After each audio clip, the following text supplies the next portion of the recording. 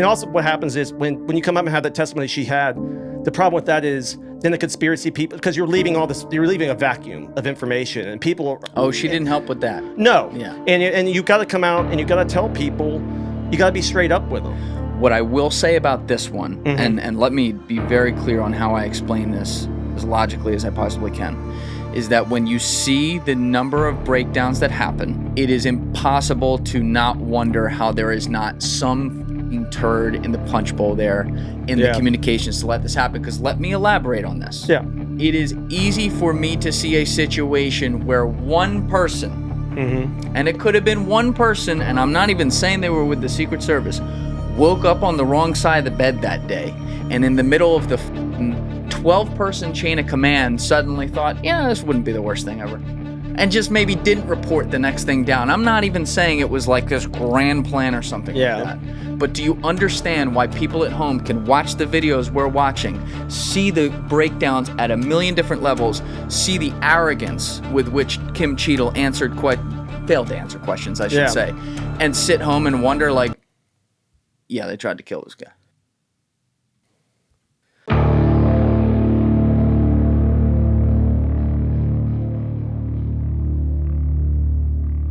Mark Brandenburg, thanks so much for being here, sir. Julian, thanks for having me. I know we've been trying to do this for months. Like 6 months, I think it is. I'm glad we waited. I'm glad I'm sure you are. But no, I'm glad to finally be here and see you guys in person. Big fan of the show. Thank you.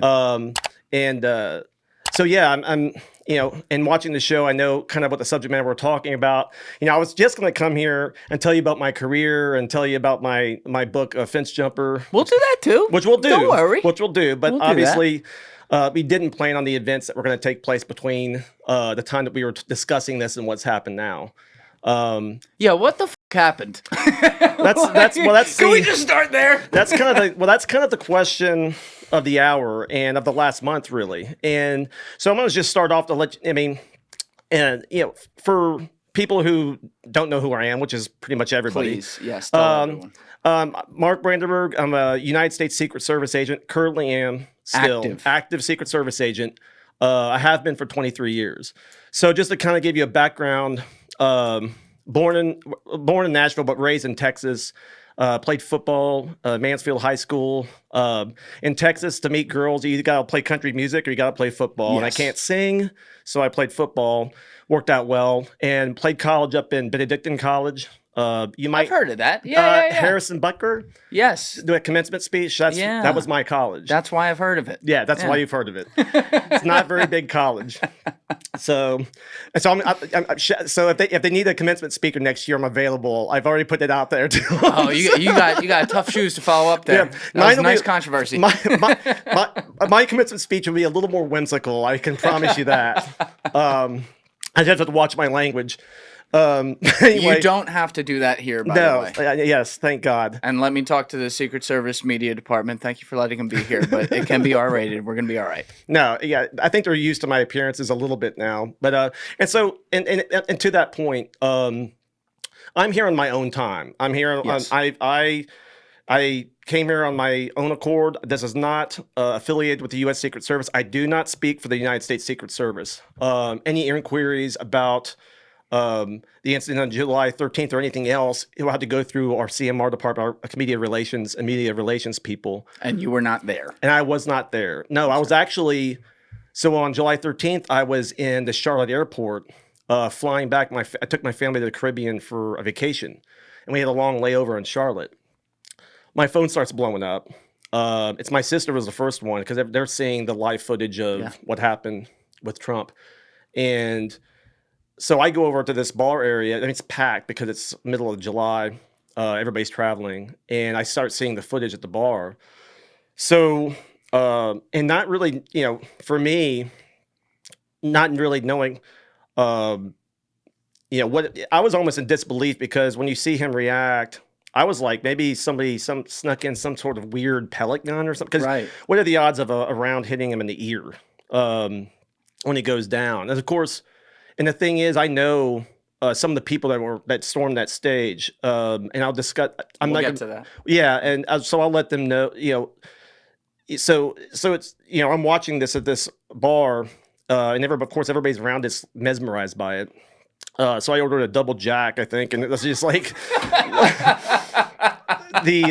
because and also I'm concerned about my guys, and I saw them get out and stuff, but I really was at the time, and because I can't hear the audio, so I don't hear the gunshots. Oh, right, because it's bar. muted airport. Yeah, bar. Yeah, and so you're just trying to figure out what's happening, and then it started dawning on me, what had happened, and so we get on our flight, we go back home, and at first, the guy's reaction was great and stuff. I was impressed by that, but going onto the stage. Yeah, the shift that was around there, I thought gave a varsity level reaction to it because, and we'll go into it further, but that's hard to do, and so I was proud of them for that. But then once I started realizing just the extent of it, then I knew we had a major security breakdown, and anybody watching that, and it became more obvious because I think everybody at first was kind of like in shock because we hadn't seen anything like that.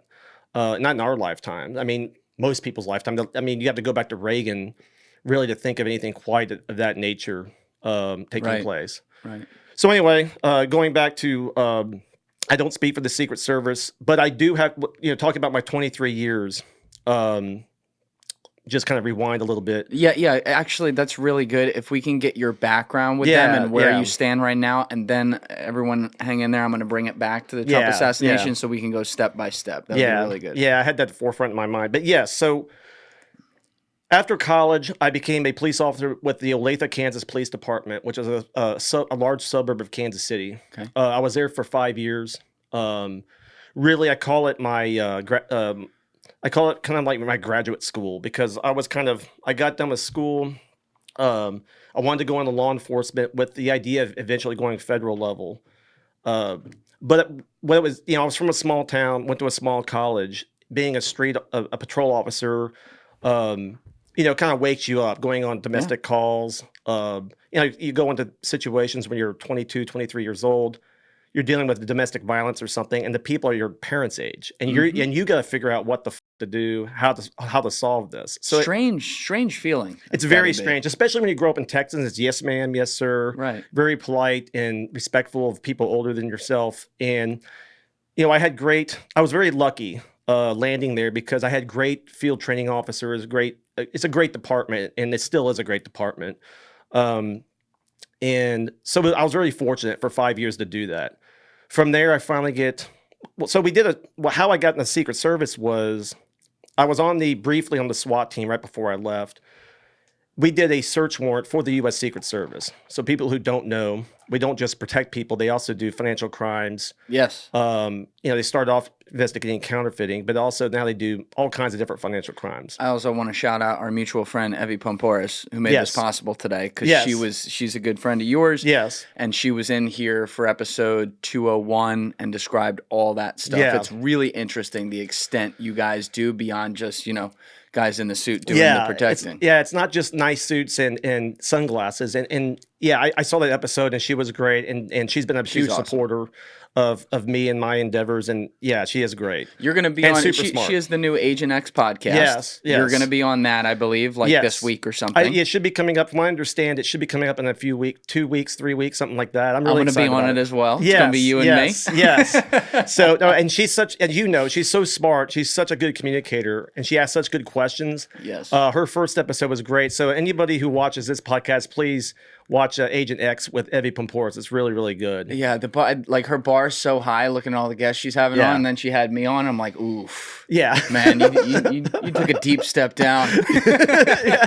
Yeah, I felt the same way. So it's like, God knows who else she's going to have on there to make us look even smaller. Yeah. But you were talking about your PD 5 years. So 5 years. Yeah. So I got hired, went to Chicago field office. I spent 7 years there. Secret Service. With the Secret Service. And that was doing investigations.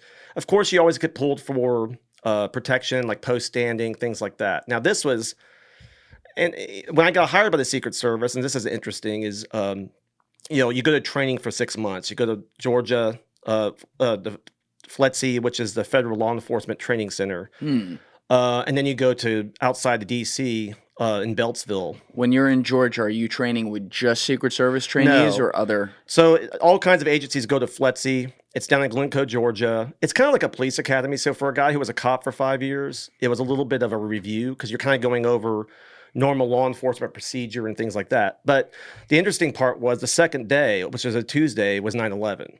So as you can imagine, at the time, we're all brand new, and somebody comes into the classroom and is like, somebody flew an airplane into the World Trade Center. And of course we're thinking, oh, like a Cessna or something small. We didn't think anything of it. It really, we were like, oh, that's really fucked up.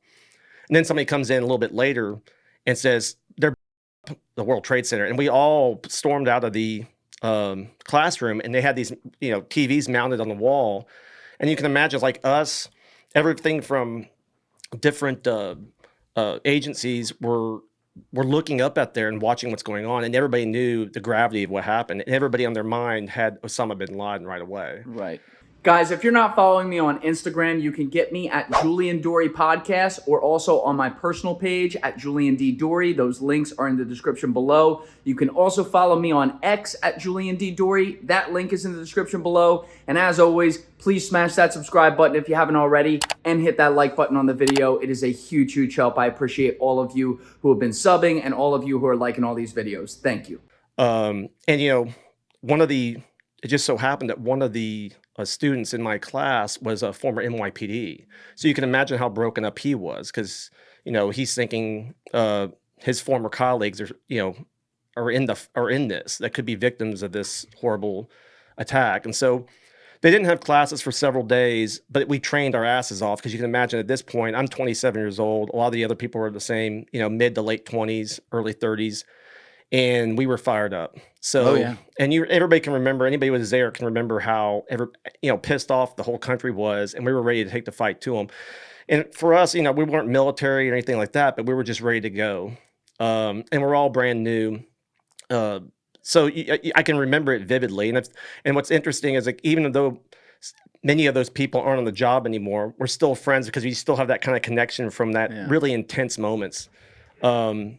So anyway, started at the Chicago field office, there 7 years, and then I go to the Presidential Protection Division. Do you mind if I back up on the Chicago thing for a second? Yeah. Just so I can understand. So first of all, the Secret Service has all kinds of field offices across the country. Chicago, I would imagine, is a big one. It's a big city. It is. But like, as you said, you guys do a bunch of different things. So when you're in the Chicago field office and you're not on, say, presidential details, are you still being outsourced to do any kind of protection during those 7 years, or are you just doing more like the financial investigations and stuff? They're doing mostly investigations. Now, because every field office is a little, and you're right, we have field offices all over the country. We even have overseas field offices, though we're not very big. But like, if you're in New York field office, you're doing a lot of protection, because so many people, foreign dignitaries and all kinds of folks come to New York and Washington, D.C. You got the UN there and everything. Exactly. Too, so there's all kinds of protection. In Chicago, at that time, we did mostly investigations, but you would get pulled to, say, post stand. Like, I remember as a young agent, Bush was still in office. So I remember going down to Crawford. They would put us on an airplane. We'd fly down to Texas and stand post. And so we did a lot of that, where we would travel, meaning standing post is just basically, if you have a security plan, they request a certain amount of post standers, to man up different positions at that site for the president, vice president, whomever. And so we got called to do that a lot. And so Chicago, we were tapped all the time doing that. So I got to do a lot of post standing, but we didn't do a lot of advanced work, because in Chicago or in New York or Washington or Miami, those offices that have lots of visits, LA, those agents are getting a lot more advanced work, meaning they're doing the planning, whether it's a motorcade, sites, leads. So we didn't do a ton of that in Chicago. So yeah, you're getting tapped for that, and the protection takes precedent over investigations. Obviously, if you're doing investigations on a credit card fraud, but you're like, hey, the president's going to Denver, we need you there to post fraud away, baby. Let's go. You tell the U.S. attorney, it's like, hey, I'll be right back, I promise. He's like, f you, I'm gonna go with the FBI. They never leave me. So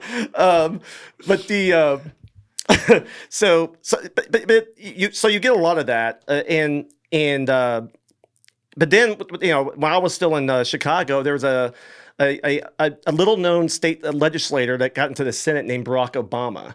So so we started doing more advanced work, let's say, after that, because he started when he was running for office. I was there when he first came onto the scene, and of course, I think his first appearance was at the DNC. Yeah, 2004, and he blew everybody away. Yeah, because he's super intelligent, good-looking guy, speaks really well, and he was just like you could see the political talent like right away. Yeah, someone said there was like a famous call.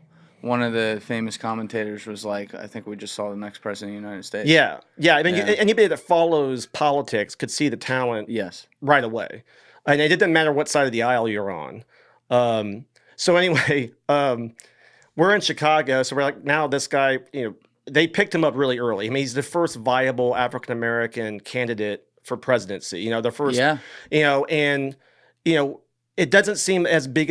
It is a big deal now, but it's even bigger then because it was just unheard of. I think up until then, it was probably Jesse Jackson was the only one that ever really reigned that had any notoriety. Yeah, I think you're right. So anyway, we picked up the Obamas early in that election cycle when he was running initially, which I guess would have been 2007. Yeah, let me see. Because it was for 2008. So are you picking him up in the fall 2007? Yeah, it would have been. So it was before when he's running for election. He'd only been a senator, I think, a couple of years or something like that. So he was officially running. He and Hillary, maybe some other people are in the race. Yeah, I'm trying to think of the timing of it. But it was basically the election year, just like it is this year. So it would have been 2000. Let me see. Yeah, it was around 2008, right? 2007, probably. Now, actually, this is a good spot to ask about some of the procedures here and how this works, because this has become relevant actually before Trump had the assassination attempt. We'll talk about some of the requests that were made there at some point. But Robert F. Kennedy has been a well-known, viable candidate who's not going to win, but is a guy who has been running very much on the national stage publicly since the beginning-ish of 2023. He really blew up in summer 2023 when he was on a lot of huge podcasts. He was polling at one point in the fall last year at, I believe, 22% in one or two polls. So, like, viable candidate.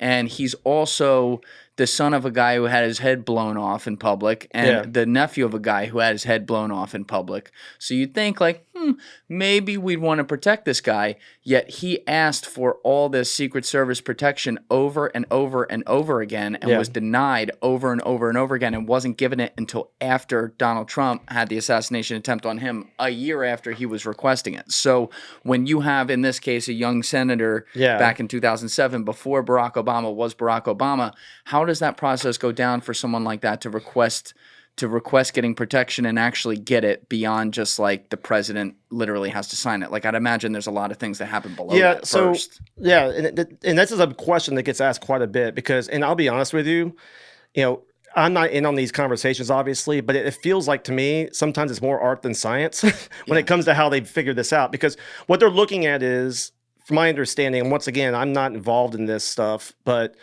it's not just the Secret Service making those determinations, by the way. It's not like the Secret Service goes, yay, nay. There's congressional folks involved. There's other agencies. And obviously, the President of the United States can sign an executive order, which is what happened, I think, with RFK most recently. So I think with Obama back in the day, he was drawing such crowds and had such notoriety.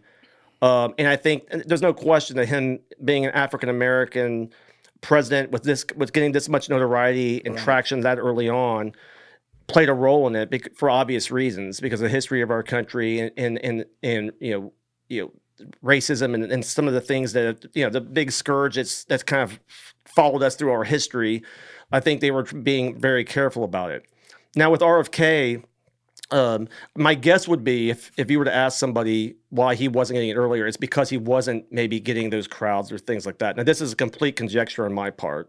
I don't know what and it's also polling. It's like how well are they doing? I mean, if you're a viable candidate, if you're doing really well and you're really up there in the top of the food chain of the candidates that are running, you're going to have a much higher likelihood, obviously. I think your point on Barack Obama is well taken because of how big of a movement he was very quickly and also his background and all that. I agree. But he's a major case. Someone like Robert F. Kennedy, though, again, summer 2023, that dude was recognized everywhere. He was going everywhere. Yeah. He was a major figure online. So, I don't know that you have the answer for it. I don't expect you to, but it's like, how do you not have and also, that? it would be they would not, unless it was a very extreme circumstance, we would not pick somebody up that early. You're talking about the conventions where they get officially nominated aren't until the summer of 2024. Right. So Obama was picked up earlier, and I don't remember the exact timing of when it happened. I just remember at the time it seemed early.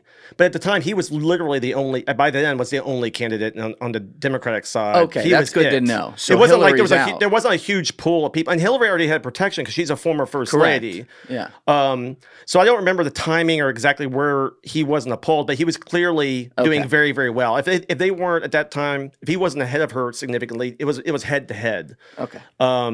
Guys, I want to be transparent about an editorial decision I made with this episode. What's going to happen next is I'm going to be skipping an hour ahead into the actual conversation that Mark and I had as we were sitting down for well over 3.5 hours. The reason I'm doing this is because we ended up spending the next hour on Mark's whole career in the Secret Service. It was a great, fun, and lively conversation, but we weren't really talking about the Trump assassination attempt on July 13th. And so I want to be respectful of your time as you guys click this video to hear his perspective on that. So we are going to get to that full 2-hour and 20-minute portion of the conversation. And I'm going to release the 1 hour that I'm taking out as a separate episode this weekend. It will be available early on Patreon for my patrons. That link is in the description below. Before we get to the rest of this conversation that's going to cover Mark's analysis of July 13th, I do want to play a very small segment from what is now going to be the second episode that was smack dab in the middle of it that Mark said addressing July 13th. And then we're going to get right into it. So here's that clip to start. What happened, and we'll get to it, I know, on July 13th, is inexcusable,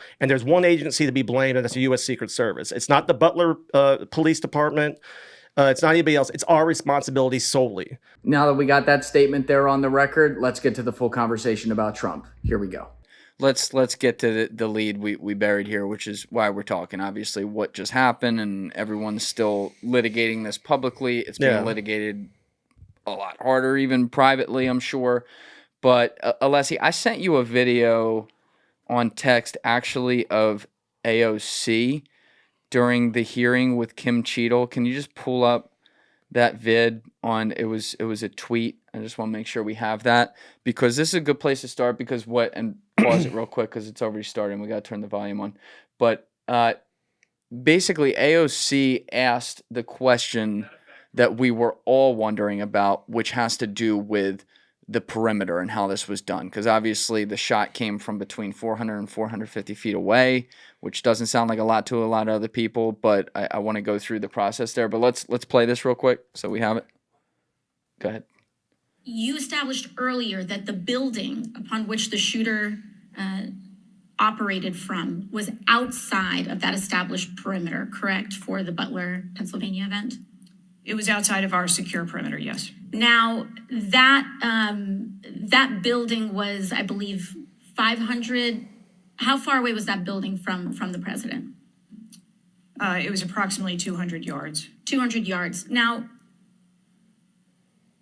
the individual used an AR-15 in order to act out his assassination attempt. An AR-15 has a range of about 400 to 600 yards. My question is, why does the Secret Service perimeter, why is the Secret Service protective perimeter shorter than one of the most popular semi-automatic weapons in the United States? There are a number of weapons out there with a number of ranges. Again, an advance was completed. The determination of the perimeter, I'm not going to speak to specifics, but there are a number of factors that are taken into account when we determine our perimeter. Some of it has to do with terrain, some of it has to do with buildings, some of it has to do with assets and resources that are available. And so what I'm hearing is that a perimeter was not established outdoors in an outdoor venue that would prevent an AR-15, which is one of the most common weapons used in mass shootings, from being able to be within the range of Secret Service protection? A perimeter was established, and even though there were buildings that were outside of that perimeter, it wasn't just that building. There were a number of buildings in the area, and there was overwatch that was created to help mitigate some of those buildings. Okay, that's good right there, Leslie. So I talked to my friend. I talked to a lot of people after this, and from different walks of life around that had to do with protection and stuff. But one of my guys, Remy Adeleke, who was a Navy SEAL for 12 years, human guy, worked in the Middle East left and right. He's like, dude, we used to have, like, where he had to do security, we used to have events for or be in charge of protection of things that are far from a president. Could be even, you know, some smaller dignitary over there. And he said sometimes the perimeter would get up to 2,000 feet. Yeah. So when you see the edge of that building, some of the information there I think was a little off. The edge of that building, I believe, was around 350 feet. Let's be conservative and say it was 400, right? So feet, like not yards. So you're thinking like 150 yards, yeah. I think is what I've heard. In 150, 170, something like that. In that ballpark. So my question is, why is there not a standard perimeter for any outdoor venue that the Secret Service has? And what do you think, without going into what went wrong, we can litigate that in a minute, but what do you think the process there was to determine where they put the actual perimeter? Okay, and so I'm just, once again, before I'm going to preface this one more time. I'm not speaking for the U.S. Secret Service. I'm here in my own time, and the only information I have is what's been stated publicly. I'm not involved in this in the sense of in anything regarding the investigation or what the official, and there is an investigation going on by the FBI. All I can do is the information that we have publicly. I can give you my take on it from 23 years, like we talked about up to this point of doing this. So this is just my opinion. Some of this will be my conjecture, and I'm going to try to stay away from things that are more specific. Now, I will say, and I've watched, obviously, I've watched all the hearings. I've been following this extremely closely, publicly, like everybody else. I just come at it from a different point of view, just because of my experience on the job. And the other thing that's sensitive to me is, like, I know some of the people involved in this. Some of the people that were on that shift, I know very well. And let me just say before I get in, I'm not going to answer you, but please, the people who support Trump, the leadership on President Trump's detail, I know well. I've known some of these guys for decades. There's some. I'm not blowing smoke up your ass when I say they're some of the best Secret Service agents I've ever worked with in my fucking life. And their experience, I've talked about my experience, and it was brouhaha, my chest. I was like, great. These guys are better, and they're amazing, and very, very smart. Lots of experience, and we saw those guys, and immediately react once that shot was fired. Yep. These are husbands and wives and fathers and mothers, and they jumped on there in a heartbeat, putting themselves between that weapon and trying to save the protectee, even if it meant their lives were going to be at high risk. Right. Because their vests aren't stopping that motherfucker.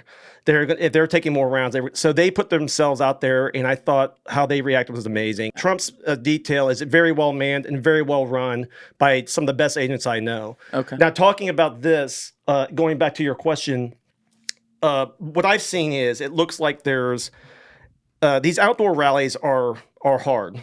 Like I said earlier, you have obviously the high ground issues. You have these open spaces, high speed ingress routes where it's like if somebody had a truck or something with bomb and just hauled ass. I mean, you have all these issues to mitigate. That said, like in this situation, and I think I saw the assistant director Rowe when he was testifying. If I'm recalling it correctly, he felt that building should have been within the secure perimeter. I believe that's correct. And he's right. I believe he's been out there, and he's obviously very experienced, and he's making that determination. I agree. Now, the question becomes, okay, how far out is the perimeter on? And she's right to an extent that depending on the site, it's there will be different perimeters. Now, this one should have been pushed out, no question. I'm not sure what other buildings that were in play, but clearly that was. You don't have to be a security expert. You could be a mailman to see that's a fucking huge problem that needs to be mitigated. I think clearly it wasn't, and that's why this is an unquestionable failure. And we need to, as an agency, collectively fix this problem and improve and ensure this doesn't happen again, especially because the pace is very heavy. Now, in the situation there, unless he has a map up over here. So this is where we'll just take a look at this real quick. So the question also becomes, and here's what I found interesting when they were talking to, when they on Capitol Hill, when a lot of legislators were talking, were kind of interrogating our people, frankly. They were talking about how far you push it out, as if we have an infinite amount of resources, and that can be a problem too. So there will be times like if there was I don't know. Once again, I don't know what the plan was here. I don't know specifically but I've done sites like this where, like the assistant director said, that should have been part of. Like if you had put that site out and included that, then nobody coming into that area could come in there unless you were magged. And obviously, there's a different dynamic for that. So the crowd is obviously magged and screened. So it looks like what they did is they had that area screened, but obviously outside of there was not. So if you were at that building, and now the question becomes, and I don't know the answer to this, is who had access to that area near that building, for instance. So obviously, they had some unmagged people in that area, it looks like. I don't know I don't know the site dynamics or what the setup was. But obviously, that became it appears obviously that's clearly a failure. Now, then the question is how far do you push it out? Have you had a set standard? Have you said every time, I don't know, just off the top of my head, let's say every time you have an outdoor rally, you have to secure a kilometer radius. That's a lot. Yeah, and you're talking about it's really not doable. I think if we can look at this map again real quick, I think what's really getting people in though is that it seems like the difference between 400 feet and 600 feet is not infinite resources. And when you have a high ground building with a perfect fucking shot. No, I agree with you. I'm not disagreeing with you at all. I totally agree with you. This is inexcusable, and you can't excuse the inexcusable by definition. I don't know what the entire site. Now, the investigators now will have, and obviously everybody's being interviewed by the FBI that was involved in this, and the investigators will come to their conclusions, and I don't know what the setup was.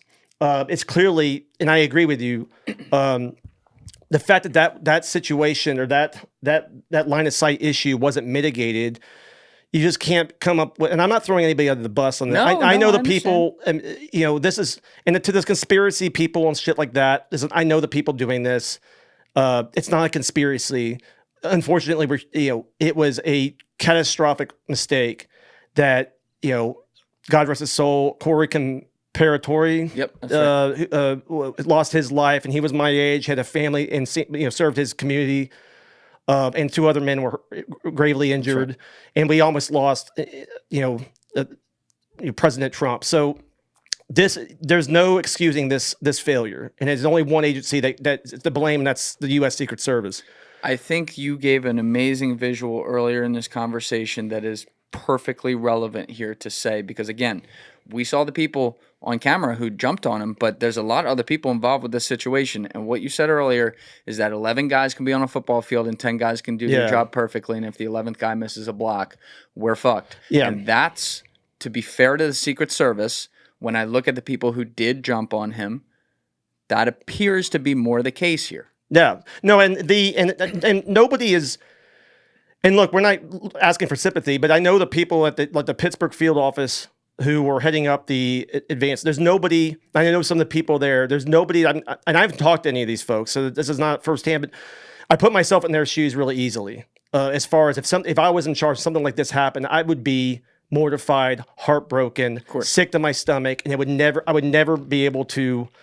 And so my heart, they're human beings, and I don't know where the ball was dropped here. I don't know what occurred or the old plan, but there's no question that this is not representative of what the Secret Service typically does, and I don't know where the mistake was. And I hope, it's my desire that, as terrible as this incident was, that something good comes from it, meaning that we improve, that that the FBI or their investigation and whatever internal investigations we have, we figure out what the fuck is going on and how this could happen. In protection, the biggest, and I'm not saying it was complacency, but the biggest enemy is complacency. And I told this when I was a shift leader on vice president. This is really about life, but also about, especially in protection, if you become complacent, which is easy to do because you go, I used to tell my guys before we start a shift, I go, our job is to wait for lightning to strike. It's like every day we're fucking coming in here. Try to lightning. Yes, we're getting our asses kicked. We're away from our families. We're tired, but we're waiting for lightning to strike. And we have to be prepared for that. That's why we get paid well. That's what the American public expects from us. And that's what our protectees deserve. So be ready. And I'm not saying it was a complacency here. I don't know how this happened, but that's the biggest enemy. And maybe, then hopefully, and I'm being optimistic about this, is if there is complacency, or if people are getting complacent, if they're tired, that something like this shakes this fucking place really hard, and we get our shit together, and nobody's to blame in the agency. The whole agency's to blame. I'm to blame. Every fucking agent, every uniform division officer. We're a family, and we're all in this together. And the only way we're going to fix it is everybody individually takes it upon themselves to train harder, stay in shape, and stay focused, and avoid complacency, and then try to figure out how we can do this better. And if that means going outside the box, it means passing, for somebody like me who's been doing it a long time, passing along my knowledge to younger agents, whatever it fucking takes. Our motto is worthy of trust and confidence. Well, guess what? No one's confident in our confidence. No one's confident in us right now. Mm-hmm. And because we came out messaging why so shitty on this, no one trusts us. So we got to win that back. And to do that, and we got to do that for the American people who pay our salaries and expect us to do that. The reason why it's a big story is because they're like, you're the Secret Service. How the fuck did you let this happen? And I don't have the answer for that.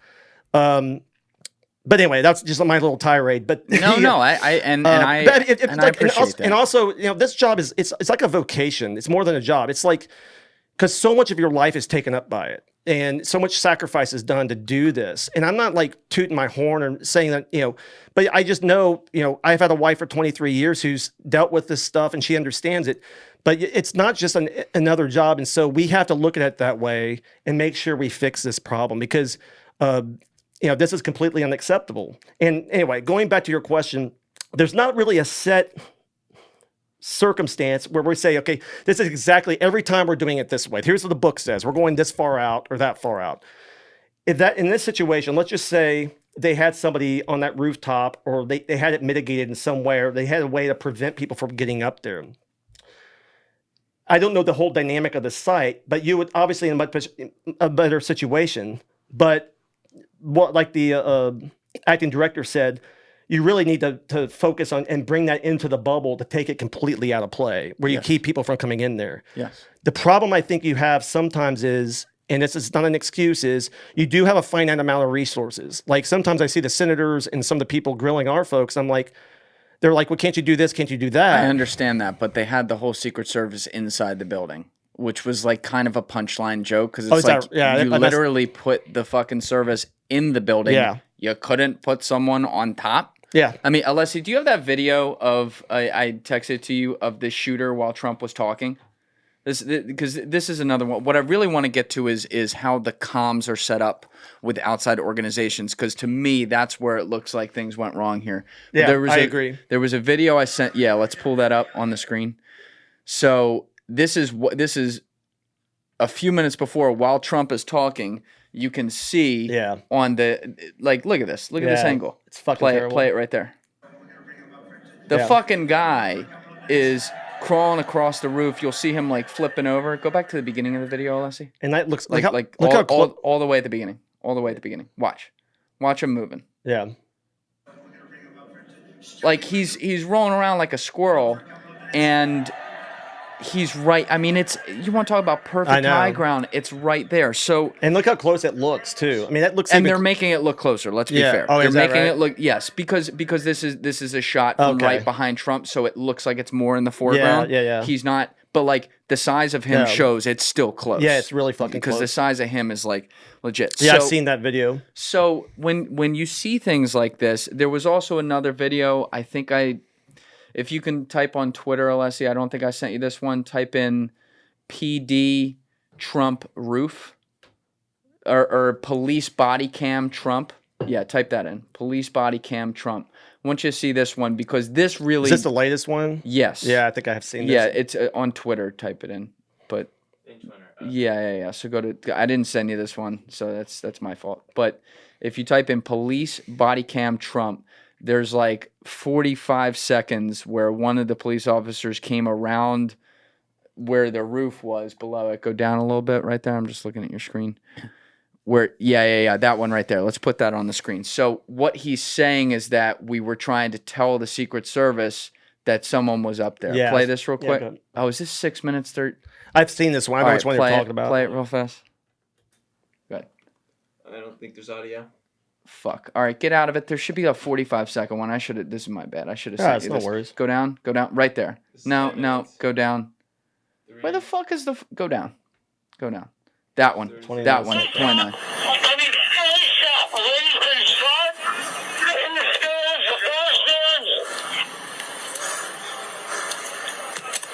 Oh, wait, this is the officer who tried to climb up and see him. This isn't even the one. Hold on. I haven't seen this.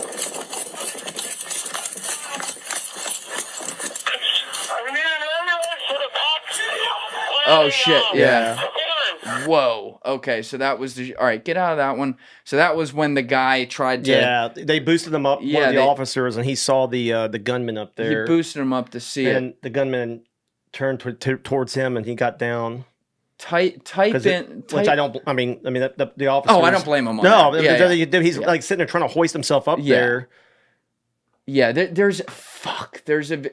I know which one we're going to pause real fast. We're going to find this fucking video. Hold on. All right, we're back. That was entirely my fault. I forgot to send that to Alessi before, so we got it now. Sorry about that, everybody. But this is the video I was talking about, Mark. I'm going to play this real quick with volume. Command. Sit down. I don't know. 5036, go ahead.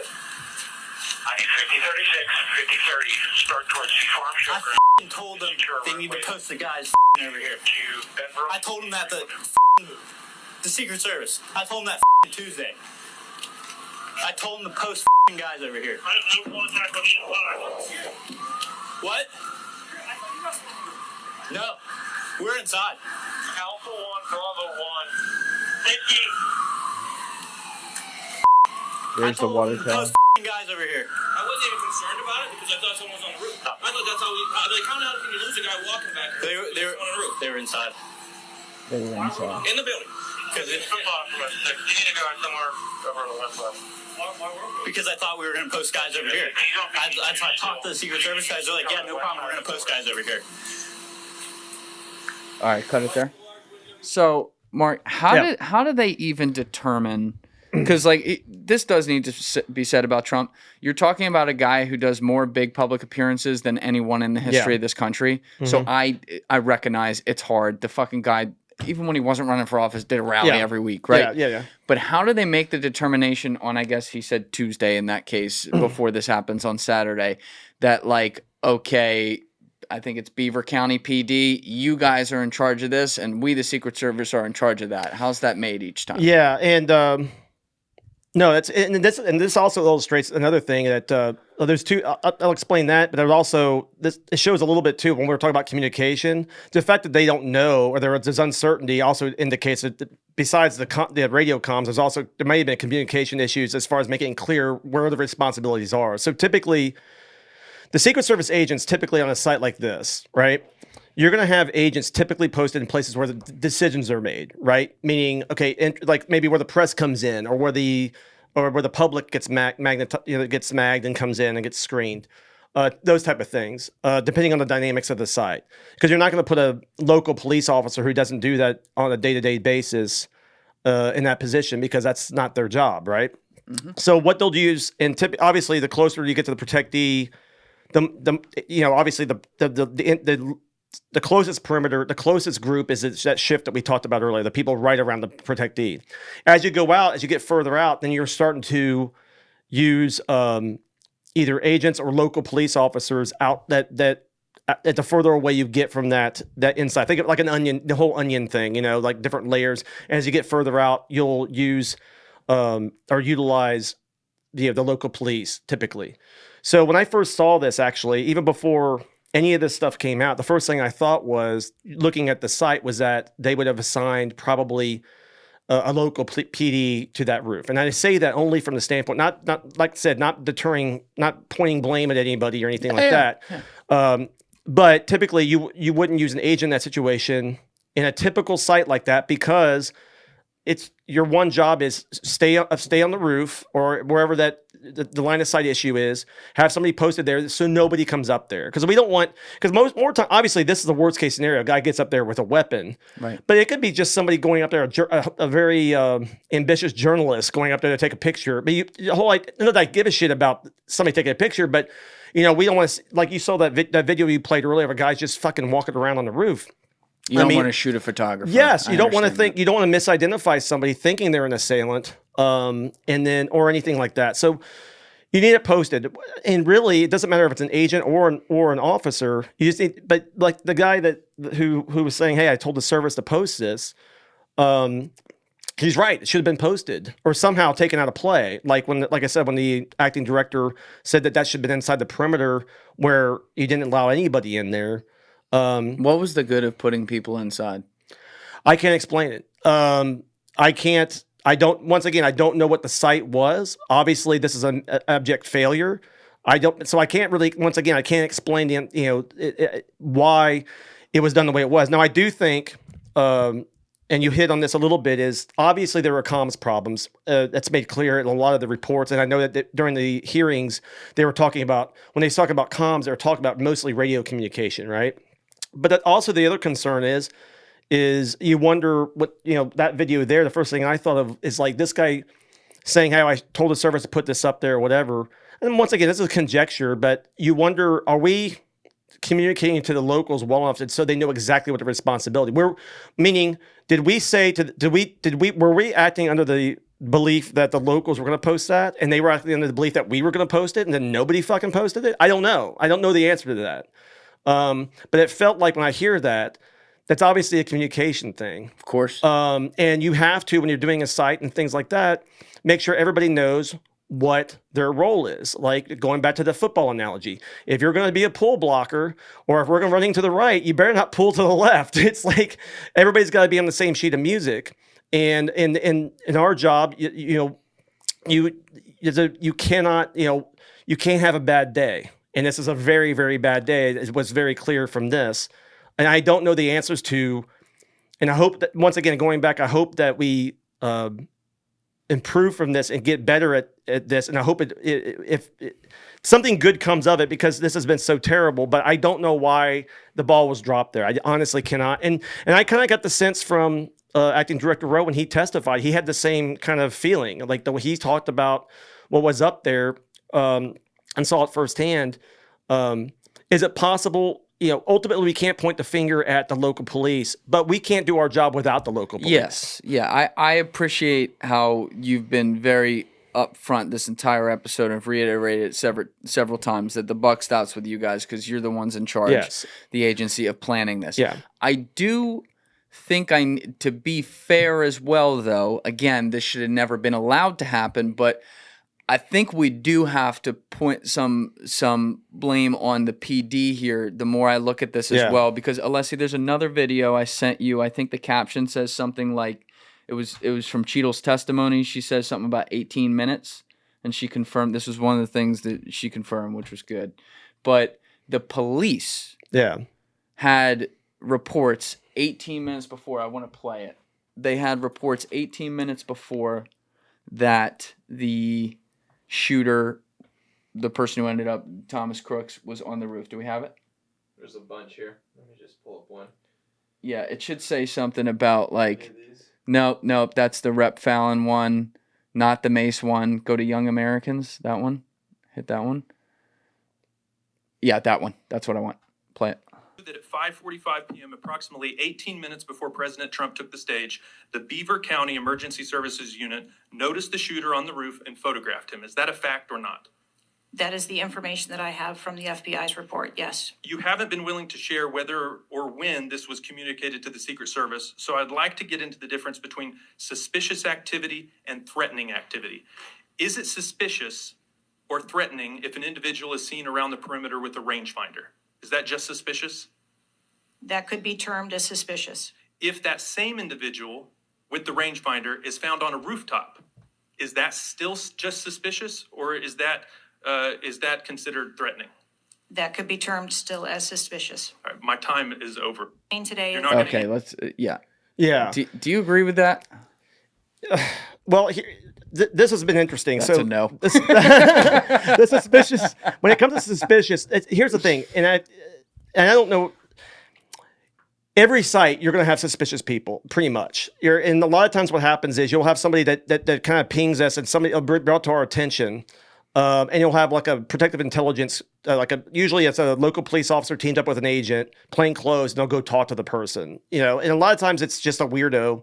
It's nothing. Obviously, this turned out to be something.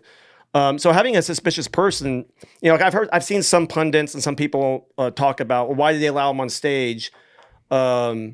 If there was this guy out there, well, you let him on stage because somebody's suspicious, but that's not going to be, just because a guy's acting. Now the rangefinder shit, That's is what I was fucked gonna up. say. The rangefinder, I've never heard of that in my Yeah. fucking life. I mean, I've never been in a site where I've heard somebody with a rangefinder looking at the stage. Never. Now you may, like I said, most of the time when you have a suspicious person, it's because they're acting in an odd way or they're doing something. Yes. Sometimes those people even turn out to be we call lookouts, which is maybe somebody on record with us. Many times they're harmless, but there'll be some weirdo that keeps showing up at sites. You know what I mean? They have some obsession or something like that with the protectee, and they haven't shown, but obviously that interest is, get your antennas up, and so we may know about that. That happens sometimes. This situation. And the unfortunate part is they never located this guy, Crooks, before he was able to get on that roof with that weapon. And meaning law enforcement. Meaning didn't, law 'cause enforcement people or, somebody, because I know they were, from what reports were, they were looking for this kid. Like he was acting strange. Somebody had taken a picture of him. He had a rangefinder. Why that wasn't, if ideally what would have happened is like they would have contacted them, held them a moment, and then maybe a Secret Service, like a protective intelligence person or somebody, could talk to them. Right. And Cheatle just said in that testimony, Yeah. she's saying they actually had him on the roof at that point, 18 minutes. What you're talking about is in the build up to that, where he's around. He's around the building, and they say Right. suspicious. If you have somebody suspicious, there's nothing wrong with going up and talking to somebody. Sure. You're not violating anybody's rights. And a lot of times you'd be surprised if you ask them, "Hey, what's in the bag? Can I take a look?" And they'll give you consent. I mean, to look in there. But once again, this wasn't in the secure zone, so meaning that he wasn't screened. Obviously, the area. I mean, I'm just going by correct. No, yeah, I'm that's right. going by from what we know. So he's outside of that, and that's where going back to if that had been pushed out and included that building, this would be a different situation. It's what it sounds like. And once again, this is all my opinion and my conjecture, just based off what I know from this information. But. Yeah, and so there was communication was the biggest problem, but also with that situation, I don't know what was communicated back to. Like I said, going off the testimony I heard on Capitol Hill, there were several people that were pinging that, like I want to say 5 or something like that. There was other suspicious people that were communicated to the service and to and he was one of those 5. And on top of that. And it was a really hot day, and there was several medical issues in the crowd. Not saying that makes this okay, but there's a lot going on, and I feel like, and this is conjecture, I feel like some of it somehow the kid got lost in the mix. This guy on the outside here, I don't know how. Once again, I can't explain how all this happened, and that's why I feel like communication became a big issue, and why I think it's been talked about here is how is that information being. How are we sharing information? How is the locals PD getting that information to us? How are we getting information to them? Those type of things. And like I said, even with the guy who was like, I told the Secret Service to post this, what leading up to that, if he truly thought that was the case and he thought that was covered and we thought it was covered and it wasn't covered, that's obviously that's the biggest hole in the whole thing. I don't know, once again, this is conjecture. I don't know how it happened. But it's definitely something that needs to be, and down the road, I guarantee you, this incident is going to be used during every training That's right. throughout for the rest of the. We still train or we still look at scenarios that happened in the past during our history, and learn from them. Whether it's the Reagan, maybe go back to Squeaky Fromm back in the 70s, or even going back to JFK. Squeaky Frown? There was a gal, like, she was like, back in the 70s, they got a couple shots off at Gerald Ford. It was like, I don't know the backdrop of it, but there was a couple, Gerald Ford, a couple times in the 70s are crazy anyway. She just popped off some rounds, I think, from a handgun, but didn't really get close, but it was still, a fucked up situation. And she did it from a distance. I don't remember the whole background, but there was situations like that. And this incident's going to be used, every class that comes in, every new agent's they're going to use this. It's going to be, obviously, it's going to be heavily investigated. There's lots of video to see how this happened and learn from it. But yeah, I don't have the answers to, there really is no good answers to all of this, but it's clear and everybody knows it's clear and it's obvious when you see it that has to be, that roof has to be taken out of play. And then for the life of me, I don't know why it wasn't. Alessi, can you pull up that Ginger Guy Fieri video? The initial witness we saw. This guy looks like, he literally looks like Guy Fieri with ginger hair. But this was a BBC interview. I want to watch this. This was the very first thing to come out, like, right after this happened. This dude was, like, having a fucking tailgate right behind where the building was, so he wasn't in the rally. He was definitely, like, a couple deep when he was doing this. So it was a little bit funny in some ways. But what wasn't funny is, like, this dude saw this happening up close and then watched the guy almost get his head blown off and someone died in the crowd and whatever. But I want to play this video because some of the things he says are very interesting from a communication standpoint. In talking to a number of people as they've been coming out of this horrific event, a lot of people very emotional, a lot of people very upset, as you can imagine, a lot of people very, very frightened. Greg was someone who was here. You weren't inside the event, but you were just outside. Tell us what you saw. So we had a party here all day. At the, you can see behind us at the Brinkles Farm and Greenhouse here. We had a party, and we all decided, hey, when we hear Trump up there, we're going to walk up through the field, stand by the trees up there under the shade, and watch and listen to the rally. Right? We couldn't see him, but we could hear him. So we walked up. And probably 5 to 7 minutes of Trump speaking, I'm estimating here, I have no idea, but we noticed a guy crawling, bear crawling up the roof of the building beside us, 50 feet away from us. So we're standing there, we're pointing at the guy crawling up the roof. And he had a gun, right? He had a rifle. We could clearly see him with a rifle. Absolutely. We're pointing at him. The police are down there running around on the ground. We're like, hey, man, there's a guy on the roof with a rifle. And the police were like, huh, what? Like they didn't know what was going on. We're like, hey, right here on the roof. We can see him from right here. We see him. He's crawling. And next thing you know, I'm thinking to myself, why is Trump still speaking? Why have they not pulled him off the stage? I'm standing there pointing at him for 2-3 minutes. Secret Service is looking at us from the top of the barn. I'm pointing at that roof, just standing there like this. And next thing you know, 5 shots ring out. So you're certain that the shots came from that guy on the roof? 100%. 100%. And he was up there for a couple of minutes. He was up there. You saw him up there for a couple of minutes. Absolutely. At least 3 to 4 minutes. And you were telling the police and the Secret Service. We were telling the police. We were pointing at him for the Secret Service, who were looking at us from the top of the barn. Got a beer in his they were looking at us the whole time when we were standing by that tree. Could they see binoculars? Could they see? Probably it's not. I'm because on the roof, the way the slope went. BBC News, but I'm not going to stop drinking my beer. But why is there not Secret Service on all of these roofs here? This is not a big place. Did you see, obviously everyone, when the shooting started, everyone was very panicked. Did you see what happened to him at all? Oh, yeah, they blew his head off. Okay, sorry. Secret Service blew his head off. Okay, just be careful because we don't quite know who's watching, but you're pretty sure they shot the guy. Absolutely, 100%. Okay. Yep. You saw that happen? Yep. Okay. Yep. And did you see them go up to him afterwards, or? They crawled up on the roof. They had their guns pointed at him, make sure he was dead. He was dead, and that was it. It was over. It's incredibly shocking. The guy was on the roof right there. You can see the white roof right there. Did you get a look talk at about him? the gun. No, other than he was in muted colors, tan type clothing. We saw the rifle flinging around as he was trying to crawl.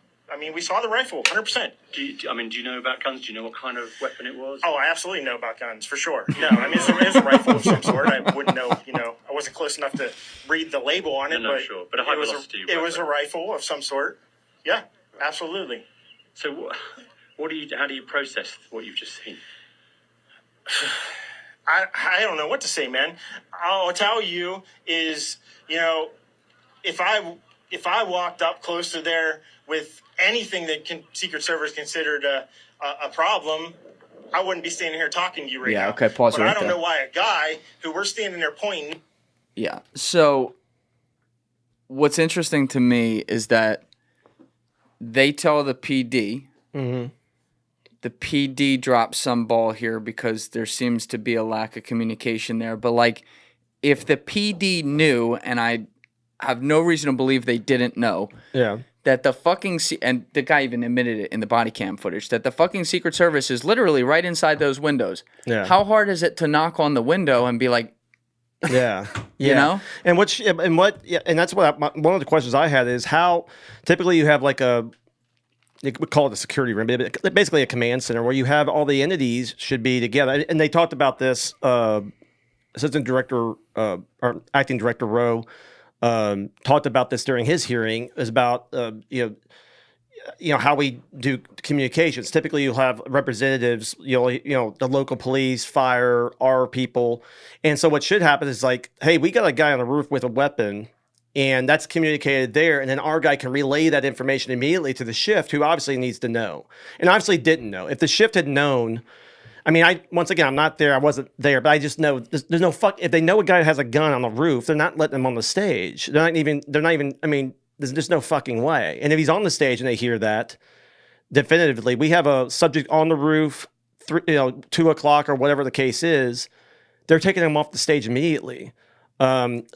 It's clear to me, at least, and once again, I wasn't there. I can't say there's 100% certainty. I'm conjecturing based off what information I have and how it would operate, and knowing the quality people that were working that, there's just no way. And so that's why I immediately felt like communication was the biggest hurdle, the biggest problem. And one of the things that really we have to address going forward is, I mean, even from now on, when we have to put more emphasis on that, obviously. I don't know how it broke down here, but, it's obviously something that's going to be emphasized. And during the hearings, you saw a lot of, even the legislators were talking extensively about the comm situation. Yes. Now, some of them, and you see this a lot, even on other channels and stuff, watching this, there are some people who go on these programs and know what the fuck they're talking about, and there's some people who have no fucking idea what they're talking. They're being outlandish. You can usually tell by their inflection, like if they're trying to score points, to have that sound in their voice, like they're trying to score points. Whereas if somebody's more sober and serious and talking about it, they're usually more credible, in my view. Because those tend to be the people that seem like they know what they're talking about. But the comm situation, they're talking about having the same radios for all entities. Well, you're talking about 170 officers, including Secret Service and all kinds of different jurisdictions. That's where it can be hard, because you're not going to have everybody on the same channel. It's not possible. It's just not possible to get everybody on the exact same channel in a temporary site. Now, once again, I'm not a technical guy. This is not my fucking line here. I just don't think there's a realistic way of doing that. In fact, but the way we've done it in the past has been effective. It somehow just broke down here, is what it looks like to me. I think that the conversation, people would still be up in arms, like if there were an assassination attempt on the leading candidate for one of the parties, like it's going to happen. But if that building were 850 feet away, I think there would be a different tone of this conversation. And it was a sniper rifle instead of an AR-15. Yeah, I do think it would be a different conversation. No, I think so too. And and I'm obviously, and like I said earlier, while putting all the, we're the ones that by law who have to protect these guys and gals, all the protectees. But yeah, I don't think that I think that the local police, obviously, they have some things. We need to hear their side of things. We need to find out what our side of things, so we figure out where the breakdown was, because, it would make sense to me that our guys thought that was covered. But I don't by their PD, and if not, maybe I'm wrong. I have no idea. But I just can't imagine, like you said, if that thing is a par 3, that's like I'm fucking hitting a 9-iron from there. So yeah, it's like, I'm taking pitch and wedge. Yeah. Well, I'm older than you, so I need more club. So how it wasn't mitigated or how that wasn't covered, I just don't have an answer for. And I think that's what everybody's waiting for. And I think, and once again, and that's why, I'm not going to spike the football on former director Cheatle. She served the country for 27 years. I don't know her. Look, it wasn't great when she came out. Because what happens is... It was one of the worst testimonies I've ever seen in my life. And I'm not going to disagree with that. And the problem we're a law enforcement agency. We're a federal law enforcement agency.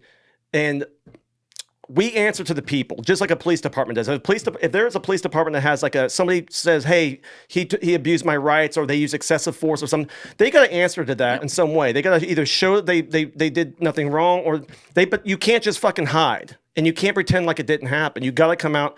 And that's why I thought the acting director, Rowe, did a good job of coming out. And he basically said what should have been said from the get-go. This is on us. This is not on them. We need to fix it. He said, his quote was, he was ashamed. And I think all of us felt that feeling of just disgust because, like I said, this is not pointing the finger at one agent or two agents or all. This is the whole service. All of us have to collectively own this. Yes. And myself included, and going from here forward, take it upon ourselves to be better. And that's, a lot of times that's just the individual making yourself a better agent, better prepared. And once again, get away from complacency and see what the problem was and really strongly address that issue. And there's going to be questions, and you're going to have, and also what happens is when you come up and have the testimony she had, the problem with that is then the conspiracy people, because you're leaving a vacuum of information, and people are... Oh, she didn't help with that. No. Yeah. And you got to come out and you got to tell people, you got to be straight up with them. And so, It is, I have to say, Mark, I'm someone who gets yelled at a lot in comment sections for being the devil's advocate against a lot of conspiracies. Yeah. They do exist. Yeah. I think the internet runs way too rampant with how widespread they think they are. Yeah. And I push back on that. Where I don't see good evidence, I'm going to push back every time. What I will say about this one, and let me be very clear on how I explain this as logically as I possibly can, is that when you see the number of breakdowns that happen, and when you hear some of the things that unfortunately I am not at liberty to discuss on camera that I have discussed with people who are close to the situation, it is impossible to not wonder how there is not some fucking turd in the punch bowl there in the communications to let this happen. Because let me elaborate on this. Yeah. I'm going to juxtapose two situations here. I'm going to juxtapose Kennedy against the Trump thing. Kennedy, there were a lot of people involved with that. They made sure they blew that guy's fucking head off 6 ways to Sunday. Okay? Yeah. So I'll just leave that one there. You can go look at the evidence. It's very clear what happened there. Read A Devil's Chessboard by David Talbot. Anyway, when you look at this one, they missed, right? Yeah. It's whatever went on, it didn't go down successfully, and there were a significant number of people on the scene who did their job and made sure that nothing else happened to him, rather than Kennedy, who was left there like a fucking open punch bowl for a good 20 seconds. So it is easy for me to see a situation where one person, and it could have been one person, and I'm not even saying they were with the Secret Service, woke up on the wrong side of the bed that day, and in the middle of the fucking 12-person chain of command suddenly thought, yeah, this wouldn't be the worst thing ever. And just maybe didn't report the next thing down. I'm not even saying it was like this grand plan or something like that.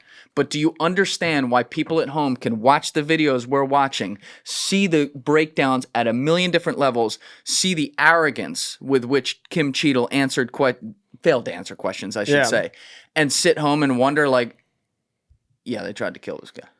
No, I don't. Look, people are entitled to, there's obviously nowadays there's a lot of information.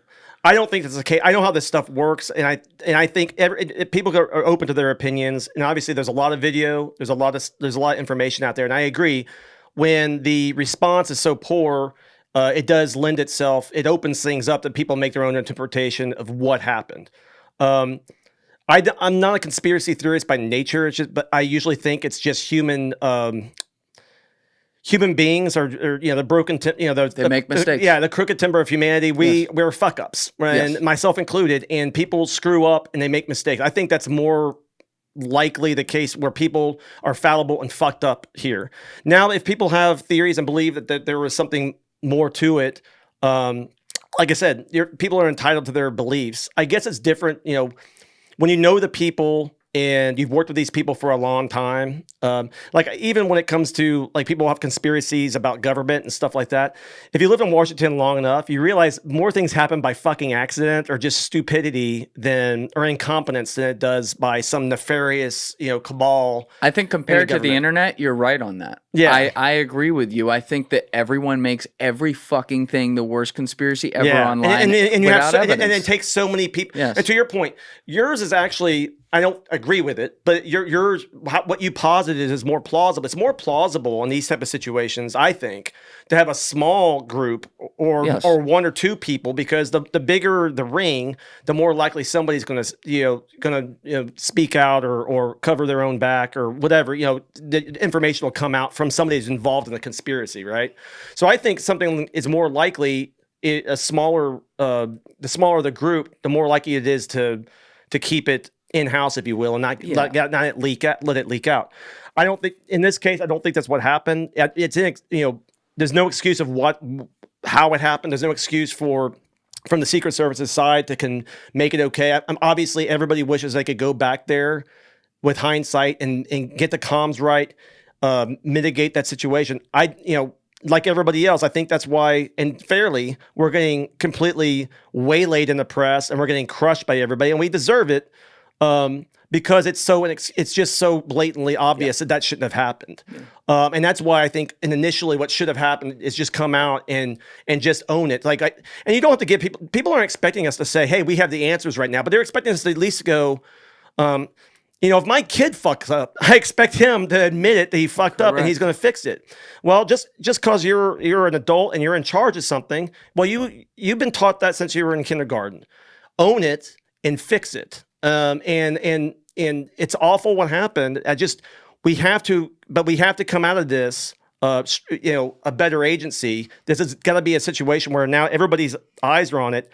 And the reason why people are upset is because they did hold us to a standard, and they thought we were maintaining that standard, even with some of the mistakes we've had over the years. And when you think about it, every year, there's literally there'll be 10,000 sites done every year, right? We're talking about small, low level, president, vice president, former presidents, all those people. There's 10,000 sites a year. That almost seems low. Yeah, it probably is low. I mean, I'm sure like right now, there's probably, if somebody in headquarters is probably listening to this going, no, that's fucking way more than that, Brandenburg. 15, you asshole. These stupid fucking, these fucking operational guys. You're not a good plant. Come on. Yeah, you're not a good plant. God damn, we sent you there to fucking do it right. You're supposed to set this to memory and then eat the paper. No, so you do thousands of sites a year. We've been protecting people since 1901. One mistake is one too many. We all know that. In that time, this is going to be way up there. Obviously, you got the JFK, you got Reagan, you got incidents with Ford, and now you got the Trump situation here. And so, but once again, people don't give a shit if you do it right and it's successful and you got by there. Because what people are concerned with now is this normal? Is this what the Secret Service is doing all the time? Or they just been lucky at this point? And that's fair for the public to ask that. And it's fair for pundits to ask that. The answer, I think, is an emphatic no. This is not representative of what we do. But the fact is this happened. And we have to, like I said, I know I'm a broken record. We have to get better and improve and ensure that we maintain the public's confidence and our protectees' confidence. And that's been one nice thing is I know the Trump family has come out and supported, verbally at least, supported the Secret Service. I think they've been classy. They've been very good. And I know we have a good relationship with that family. And they could have been like, they could have gone on, they didn't have to do that. They could have. I think I'm guessing, but I don't know. I'm guessing privately, they're probably upset about the communication part of it, but it's very clear that they're grateful for the people who jumped on it. Like look, the mistake, I think you said this to me on the phone when we were talking right after this happened, but you're like, once a bullet flies, it's already a failure. Yeah, once you get on that roof with a weapon, we failed. And I said this before in previous podcasts. It's just like the Reagan thing. It's like, yeah, Reagan survived, but the minute that Hinckley pulled that weapon out, failure. We lost. That's an L, regardless of whether he gets hit, because the best protection is prevention, and that's what we expect to do. And that's why the public is asking us collectively, what the fuck's going on, guys? Because they know that too, and especially something as glaring as this. And there's no excuses to be made, but you've already failed once you do that, because it really is the advanced work and the planning and all that. That's where it's won and lost. Once again, the football analogy, you got to have a game plan. That's right. And you got to execute the game plan. But once it got there, what I'm saying is that the Trump family saw what they did, jumping on him, and got him out of there, and they're grateful for that, and I think that's great. And you've been clear on that, and I appreciate you being clear on that, because you don't want to throw people under the bus, especially who responded to the situation correctly as well. But like, there's certain things in the chain of commands with situations like this that is classified that you can't get into. But just on a broad level, when someone looks at a director of an agency, right? Like when I look at the director of CIA, I always wonder, all the fucking missions going on in the world at one time, he's one person, she's one person. Yeah. How do you get read in on that? So now let's, on all of them, right? Yeah. Like now let's go to the director of the Secret Service. Obviously, she doesn't go to every event that happens. There's a million events happening every day. Yeah. But she's also got a job to run an entire agency that, as you laid out earlier, includes investigations, all different other kinds of things. So she's one person. She's going to be reported to on a lot of important things, but she's not necessarily like, the way I understand it, if Donald Trump is doing a fucking rally in Butler, PA on a Saturday afternoon, she's not sitting at the command center on a desk on a Bluetooth, saying like, all right, Falcon says yes to that. Of course. That doesn't work. Yeah. So in some respects, there's only so much control she can have once the situation's underway. But are there people, and again, if you can't answer this, no problem, but like, are there people who are specifically designated at a highly senior level to always be the person in the command center, like the NFL has the dudes in New York to review the plays? They're always there for that. Or is there someone like that in any type of public type of event that a high-level protectee is at? No, not the way you described it. It's not because once again, like I said, every visit, every site's different, and every division. So it's compartment. You have the Presidential Protective Division, and Vice Presidential Protective Division, the Donald Trump Protective Division. All these different divisions that are running the protection in that particular division. You can't micromanage it from the top, and you're absolutely right. It's incumbent upon the individual division to run itself to a degree while getting help, assets and requests and different things from headquarters. And once again, trying, especially if we get more intelligence that there is a bigger threat against somebody or other different things happen, addressing that as it goes. But I think, to me, and this is just my personal opinion, is I think the main thing you have to have is culture. A winning football team has a great culture, like the Patriots during their heyday when they were rolling over everybody. And that's the thing I think we need to work on. What's our attitude? Let's get back to basics. Let's get back to what we are here for. You feel like the culture had fallen off the beaten path? I don't know. Well, here's the thing. We've had there's no question within law enforcement wide. We need more police officers. We need more Secret Service agents. We fall under that too, and we have a different, because of the demands on the job. It's harder to retain people here. It's just a fact, and it's always been that way. Attrition's always an issue because it's just a fucking demanding job, and I'm not breaking any news here, but when I say culture, I don't think the culture, I mean, you've seen the whistleblowers and stuff like that. I'm not a by the way, I'm not one of the fucking whistleblowers. Let's make that fucking clear. But you've seen the whistleblowers and people talk about shit. Look at that, your fucking shit-eating grin. You see the people talking about some of the issues they see within the service. I personally don't think it's like what some of them say, but that's how you fix things. It's like, let's focus on what matters. Let's focus on protection. Let's focus on creating and training the best agents we can have, and let's refocus our attention on that. and make sure that and do what we can, because I think as far as like getting more agents and getting our workforce bolstered, but with numbers, what that does is also alleviates the pressure on the agents, because the less agent, the job has to get done.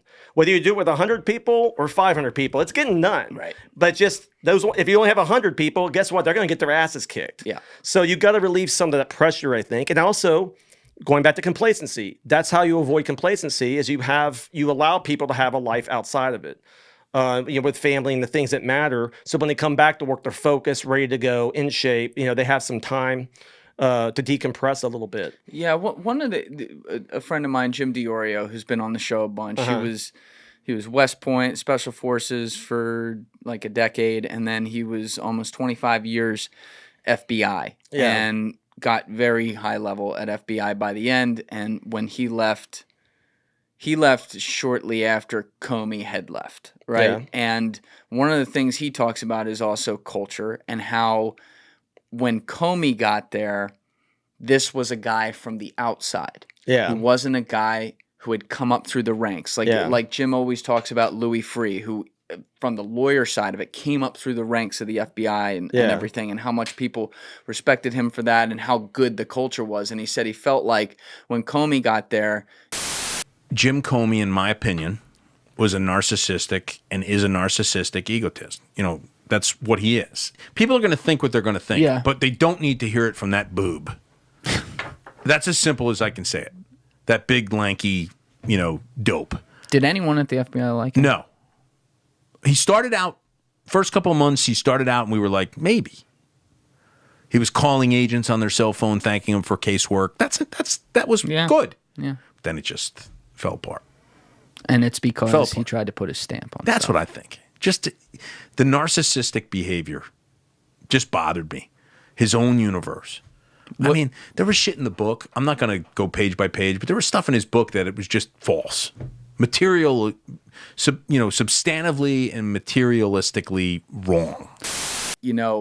He almost wasn't in a good position for success because he had come from, the Justice Department and stuff. He came from outside the agency. How important do you think it is to get someone who's really like kind of, maybe someone like you who's been in the agency for years and years and years and understands, worked at the lowest levels all the way up to the highest levels of What's interesting is every director, and we used to call them chiefs, I think, before the 1950s, but every Secret Service director has, except for one, General Alice, who was appointed by John Kelly.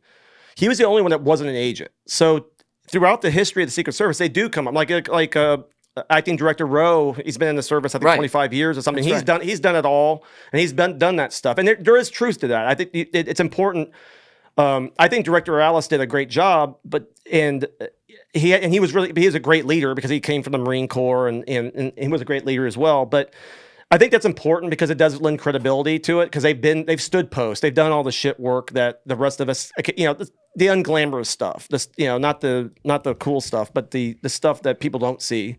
But I don't know, and I can't put a finger on it. But when I say culture, what I'm saying is we need to you have to establish something. Maybe get your swagger back, and we get back on track. Because I mean, this is indicative. This doesn't happen if we were operating exactly the way we should be. This kind of shit shouldn't happen.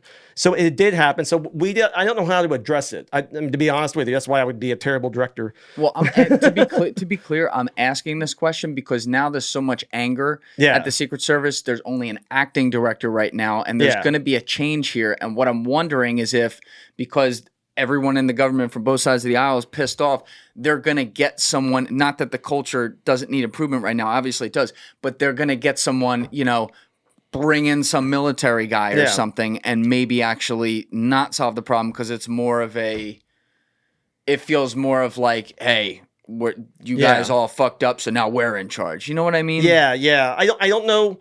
Yeah, that's way above my pay grade, but I don't know where it goes. I honestly don't know exactly where it goes. I just, it's like sometimes, and I'm going to try to avoid saying anything specific, but sometimes. Oh, really?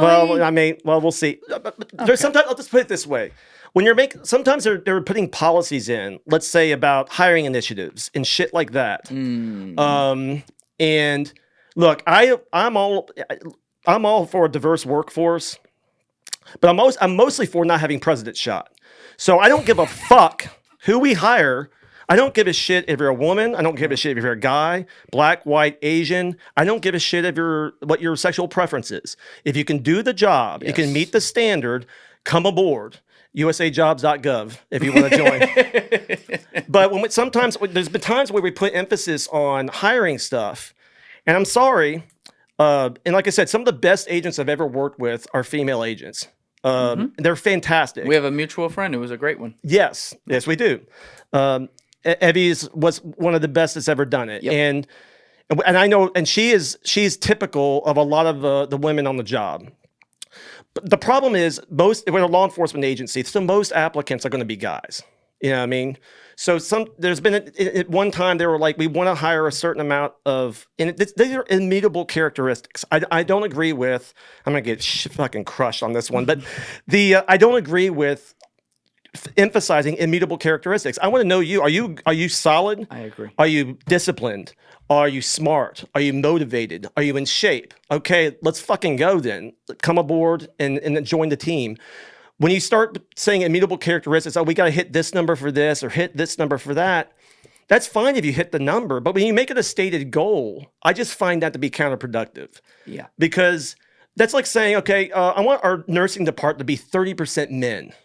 Stupid. It's stupid. The vast majority of applicants are women. So what are you going to do? Are you going to choose a guy over over a better qualified? Now once again, this is going to get me in a bunch of hot water. No, it's not. Most people understand. But it's just something that, and that's when I talk about culture. Let's emphasize what's important. Let's go back. Let's emphasize being the best protective agency on the planet. And by doing that, the only way you can do that is by putting together a great team and looking for the best fucking people. Yeah, I don't want to put you in a bad spot on something, so I'm going to editorialize myself on something else. You do not have to say anything to this. But you've emphasized a lot of the bravery of the people who jumped on Trump. And as far as the pig pile part of it goes, it looks like they did a pretty good job on that. I have a question on the back end of that we'll get to.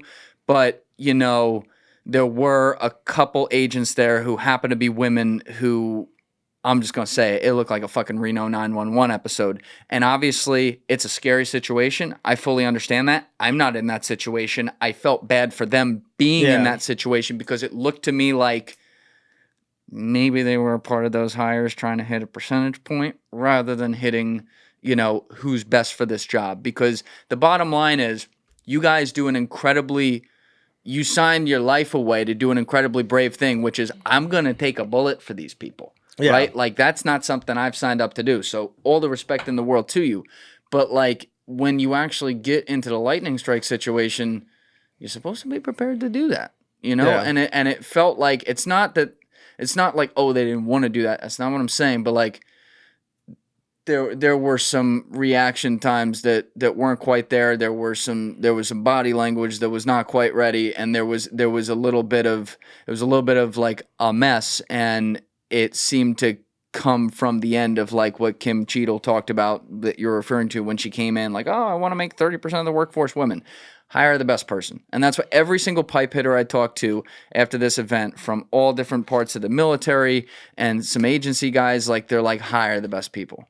And I think it gives, one of the first things I thought about is I think it gives people like Evie, completely incorrectly, a wrong name because now you're judging just A or B. Yeah. Man or woman. Oh, you were a woman agent, so you must have not been able to do the job. She was fucking amazing at the job. Yeah. So it's not representative. And like I said, and she's typical of the brave women agents on the job, and it's a fucking very tough job. I'll tell you what, the best advances I see all the time are by female agents. They're fucking on top of shit, and they're absolutely vital to the success of the service. When I talk about that stuff, I don't like emphasizing immutable characteristics. Yes. I'm just not a fan of that, and. Yeah, so and I'm not going to comment on the reactions of some of the agents that were there and things like that. I've seen people's reactions to it and comments to it. Once again, I wasn't there. I think one of the things that's hard also about the Secret Service is, unlike when one of the reasons I like when we hire people that came from the military or from like a prior law enforcement, like I was a police officer, is because I like the idea of having people coming here who have been tested. Yes. In some level. Yes. The problem with not a problem, but just the reality of the Secret Service is we train hard for this stuff, but it's not like this shit's happening. Thank God it's not happening every day. If we're doing our job right, it doesn't happen. That's right. And so when we get tested or something like that, it might be the first time some people react to a situation like that. Right. And like I think there's no question our people reacted. Think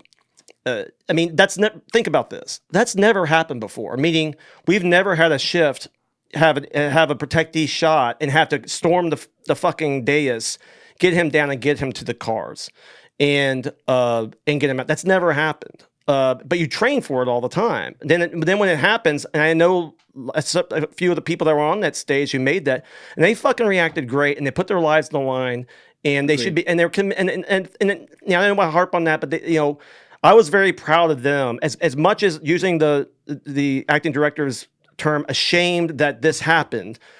What was encouraging is that shift's reaction. Yes. What's encouraging is how they responded. The cars were ready to go. They were out of there. Like I said, do improvements need to be made? Absolutely. But you have to get the acknowledgement where it's deserved, I guess. Yeah, I think there was also the thing we've been burying on this, just from a procedural standpoint, that I wanted to learn more about, was once they were getting them off stage, how that's supposed to work. So when they came on, they got to them, they were on top of them, like good minute goes by, like they had them covered. You can hear it on the mics. They wait for confirm that the shooter's down. Mm-hmm. 2 questions. Number one, how do you know, or do you think they knew at that point that it was safe to assume there wasn't a second shooter? And number 2, you and I talked about this on the phone. Donald Trump's a big fucking dude. He's a big guy. He's like 6'3", like 250, whatever it is. Mm-hmm. So like, you can't blame an agent for being 5'10" or something. Yeah. But when they stood him up, yes, it's one of the most badass moments I've ever seen in American history. Like his reaction, it was incredibly courageous. But like, it's almost like, are you supposed to just fucking tackle him and be like, no, that's not happening. We got to get you the fuck out of here. Yeah. Like, what do you do there? Well, so second shooter and that. Those are the 2 questions. So when it happens, okay, if you do that in training, guess what happens in training? The guy playing the protectee ducks down and nicely goes to the car. It doesn't do that shit. He doesn't raise his fucking hand and stand up as if he's going for a fucking rebound. Though admittedly, that photo is iconic. It was immediately iconic, yes, obviously. It's unbelievable. No, but when you're training normally, you're getting ideally what you would want to happen is your protectee would want to stay alive as much as you want to keep him alive. Ideally. So he would have ducked down, made himself as small as a big man like him can make himself, and we could cover him better. You see the guys, I think they were trying they're doing what they can. And speaking of brave female agents, I don't know the agent's name, but there was a female on the shift there. I thought reacted superbly like the other agents on the shift. I know what one you're talking about. Yes, and I've heard really, really good things about her as an agent, and just from people so she's a great example of that is a hire that you have to hire, and you don't need to. That's the reason why you don't need to set a fucking 30% standard, right, because you have women like that out there, and there's a lot of them, and we can bring them on. Hey, fuck, if we get to 30%, I'm all for it as long as they can do the job. That's all I give a fuck about. That's right. Secondly, as far as the second shooter, you don't know. But once again, this goes back to, I thought they did a really, really good job. So they get them. The first thing is they're going right to the protectee, and they're covering the protectee. The first thing is, and also remember, they don't know at this point. It just fucking happened. They don't know if they're going to come up there and his head's blown off, or that they probably don't even know what they have yet. That's right. They're getting there. And their first thing is just to cover him and make sure. I'm sure there's no doubt in my mind they're probably checking to assess his wounds. They opened. If you see him when he get up, they had obviously opened his shirt. And like I said, there. I know the guys that supervisor on, and I'm not fucking blowing smoke. They're some of the best, and they're in shape. They're fucking smart, and they're dedicated to the job. And those guys and gals did their job commendably. Obviously, you'd rather have them off the X faster. There's no question, ideally. But realistically, the first time this had happened, they covered him. They made sure he was covered, and they got up to the cars. Now, you don't know. The thing is, you don't know there's a second shooter, obviously. Now, you know the crowd immediately in front, they've been magged and screened. All right. So you feel pretty, and our UD guys and girls do a really good job of that, of screening folks. So your concern at that point is probably more distant. Like it's where the threat came from initially. Yeah. They're getting word that he's down. So obviously, if they do that pig pile, as you call it, and then they're still taking rounds. Is there a proper term for that? No, there's not really. No, they're just covering. They're covering them. But like, let's just say, for argument's sake, there's more rounds are coming in. Obviously, they're going to know that real fast, and that thing's going to get expedited much quicker. Yes. I'm sure in their assessment of it, in mind you, in real time, in the middle of all this shit, this has never happened in the history of the service, and they made a really good decision. They covered them and got them out of there. And I've heard people Monday morning quarterback it a little bit about, they're going to got there faster. You can critique this to hell. I think what they did was amazing and is more indicative of the type of people we have on this job than anything. Those are the people who represent the U.S. Secret Service best, and that's more indicative of the type of people we get. Once again, all we need is more of them. Yeah. And if we can get, and those people out there, there's Americans, there's young people out there that want to do a job like this, usajobs.gov. And it's, I can attest just to doing it for 23 years. It is a great job. It's a demanding job, but it's a great career. And, you're going to do things that most human beings don't get to do. So, we have a black eye right now. We deserve it, and we're going to come out of it. Though I think we're going to come out of it stronger. We have to have that attitude. You can't hang your head low. You have to fucking dig in and fix the situation. Yeah, and obviously Kim Cheatle's not your boss anymore, so we can have a little Kansas City barbecue out here with some of the testimony for sure. But one of the funniest things, unintentionally, that she said was before her testimony, she went and did some interview with ABC. And it actually made me question my sanity when I heard this. But she mentioned that the reason they didn't put anyone on that roof and instead put them inside the building was because they were concerned about the slope of the roof. Yeah. Now, when I heard that, I'm no sniper. I know a lot of snipers, though. I was like, I went to check myself, and I said, wait. Am I just a complete and utter moron, or is that the dumbest thing I've ever heard in my life? So I went to a group text, put 4 pipe hitters on there, 3 of whom are like expert snipers, and I said, is it me, or is that the dumbest thing I've ever heard? They said, no, it's not you. That's the dumbest thing we've ever heard. Yeah. Including the fact that behind the president, you can see where the 2 sniper teams were right there on a fucking 45-degree. Yeah. Pretty close to roof. So what was the, what was the thought process there on her saying that? And have you ever heard of that being a reason in your life? No, I've never heard of that. And it made us, if you want to make us, it made us look even worse. Now we're scared of, this is a true fucking story though. A week after that, I had to fly on a plane for work. And we fly armed, so we usually, we do their paperwork and shit. I go up to the tell the captain who I am. Usually I'll go, hey guys, the Secret Service. And the captain turns around and he goes, be careful of this slope.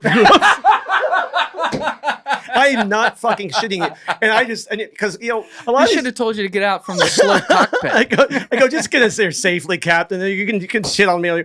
I laughed only because I know the type. He's probably a former military Air Force pilot, and he's got the same fucked up sense of humor. But that's a true fucking story. I'm like, okay, I'm going to hear this for the next fucking year from you guys. Oh, my God. But anyway, so yeah, that was not encouraging. And also, we haven't talked about, the counter snipers are fantastic. And I've heard a lot of people talk about, the guy that took the shot. It's hard. Being a police sniper is hard anyway, because you have to identify. You can't just shoot. It's not like you're in Afghanistan and everybody's a bad guy, and you got to be really fucking certain about that shot before you take it, whether that's once I said earlier, like a journalist, is a fucking a MAGA guy who's just excited as shit to get up there. You gotta know there's a threat. You can't just start shooting people. And if you shoot, now unfortunately the guy got the shots off first, and that's probably, I'm guessing, how they identified him. I don't know what led up to all of that though, but obviously it's unfortunate, like I said earlier, that we got to that point, but the reality is he's still, once again, this has never happened before. And you got once that does happen, you got to perform, and he did. So, question. Yeah, go. Okay. He was able to kill Crooks quickly. Mm-hmm. Okay. Which suggestion has been supported and evidence has been presented and confirmed that he had the scope on him for a while. Which now I'm going to get outside of what we know, and this gets to wondering speculation. But Sniper has a scope on a guy. I know how scopes work. You can see them like they're close up. He can see the fucking guy has a gun. So I would imagine, based on the turnaround time of him shooting the guy as well, that somewhere, I don't know if it was a minute, I don't know if it was 3 minutes, I don't know if it was 5 minutes, I don't really give a fuck. Some point before those shots are fired, that sniper probably asked permission on his comms for a confirmed guy with a gun in the direction of the president to shoot, and was told that he could not.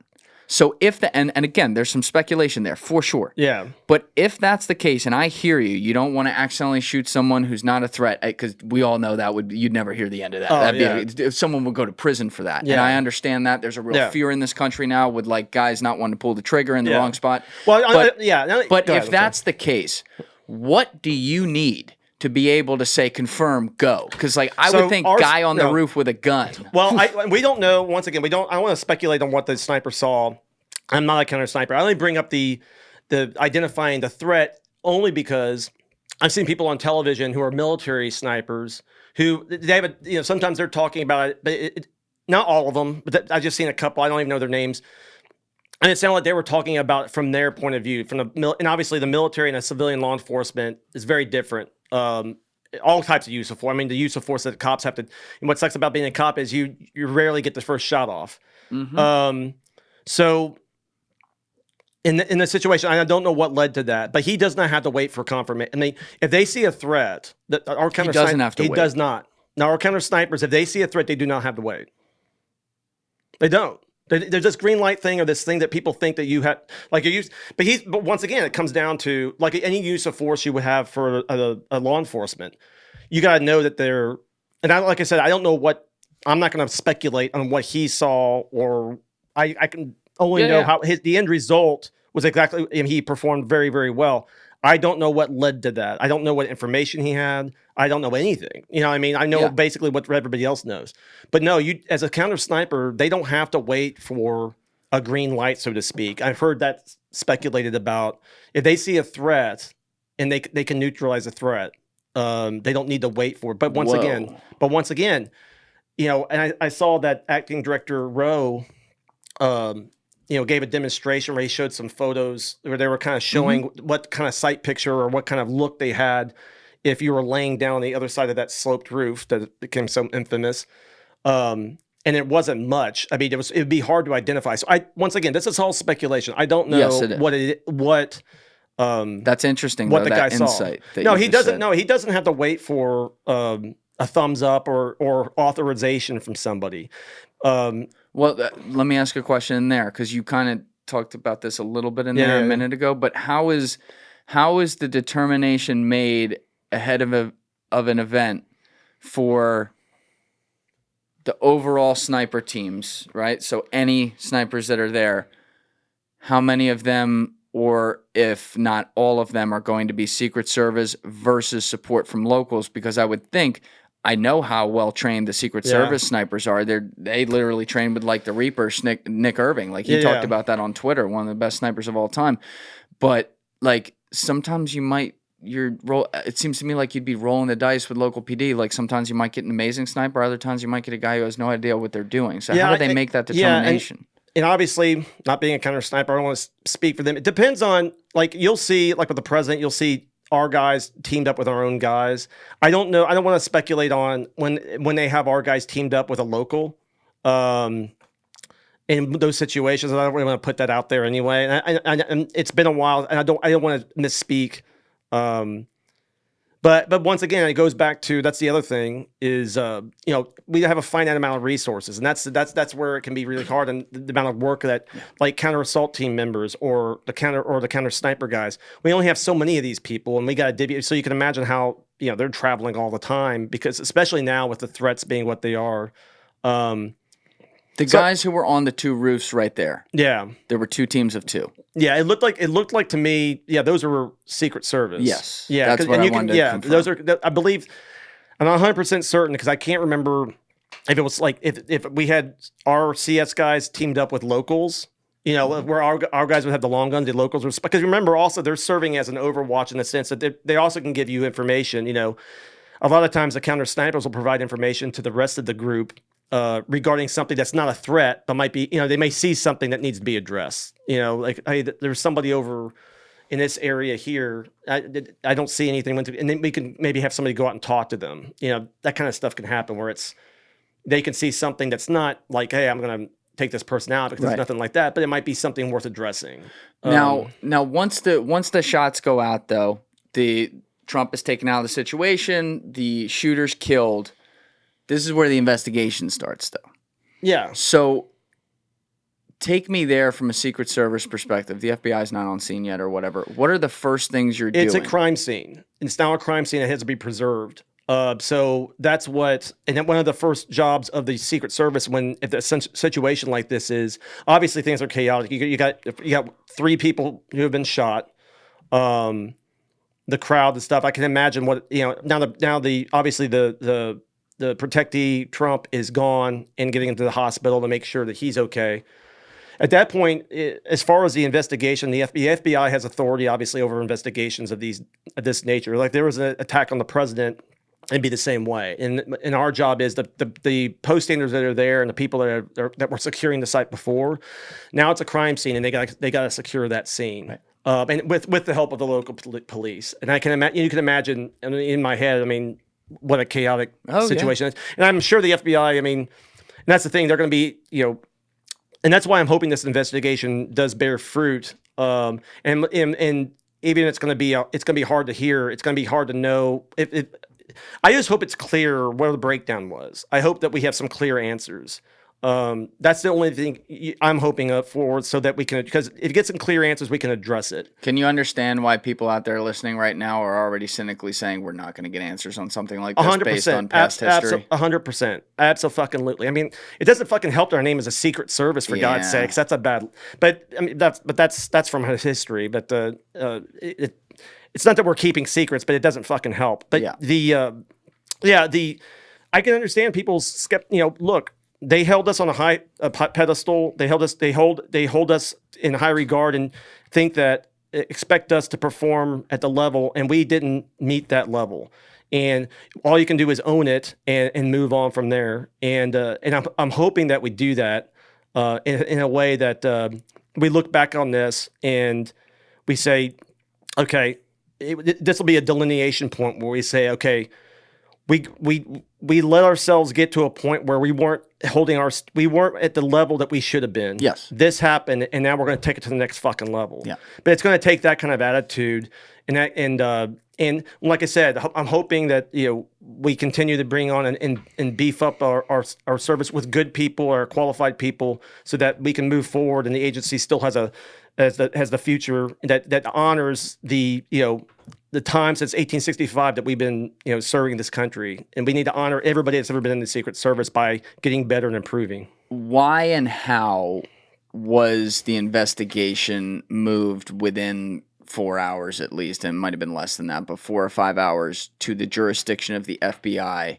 with the Secret Service completely deferring to that? Because my thought would be the Secret Service, this is their crime scene, it's their type of work where this was involved, and you guys are a investigative unit yourselves. Why and how is that decision made? It's federal law. So it's actually in the law that the FBI has jurisdiction over this. And I think that's correct because obviously, having a protective agency, let's face it, the FBI is much larger. They're the premier investigative agency in the country.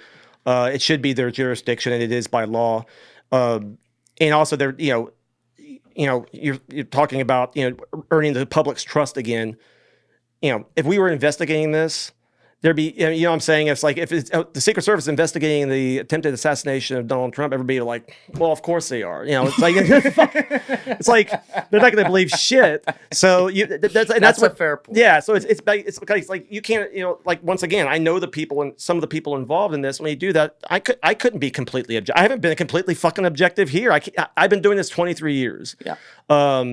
These people mean a lot to me, and this job means a lot to me. And can I look at this completely fucking objectively? No. Can I try to, which I've tried to do while talking to you? Of course. And I try to be frank and honest. I really appreciate your No, I try to be candor frank and honest anytime I'm talking to somebody in this, even in something as difficult as this. But I think moving forward, we'll just hopefully we'll see what happens. But, yeah. So that makes sense that they wouldn't. You said it's federal law, but it's also yes. And that's why they do it that way. It's going to be a conflict of interest in a sense that you couldn't ask. We're a very small agency. There's not many of us, so we all. Are you allowed to say how many there are? Is that public info? Yeah, I think you can find it. It's I can't remember what the numbers are, but you know, the typical rule of thumb, and I don't know what the numbers are now, is like agents-wise. Now, you have a uniform division, and I'm talking about just gun carriers, not all the other. It's not very big. Everybody says somewhere around 3,000 to 3,500, something around there, of agents. Okay. Whereas the FBI, I think it's 20 or 30 or 1,000. Yeah, I can't. It's a much larger agency. And like I said, they're the primary investigative agency in the country. And so... It's like that old CIA headline from the New York Times. You seen that? The CIA investigated itself on the crack epidemic and found no wrongdoing. Yeah, exactly. It's like, I would have never guessed. Yeah. If you want to just put a nuclear bomb of cynicism into the country, that would fucking do it. But I did find it odd. I don't know if you did as well. What? That at the press conference, it was about 5 hours later. It was maybe 11. He was shot at like 6:15 or something like that.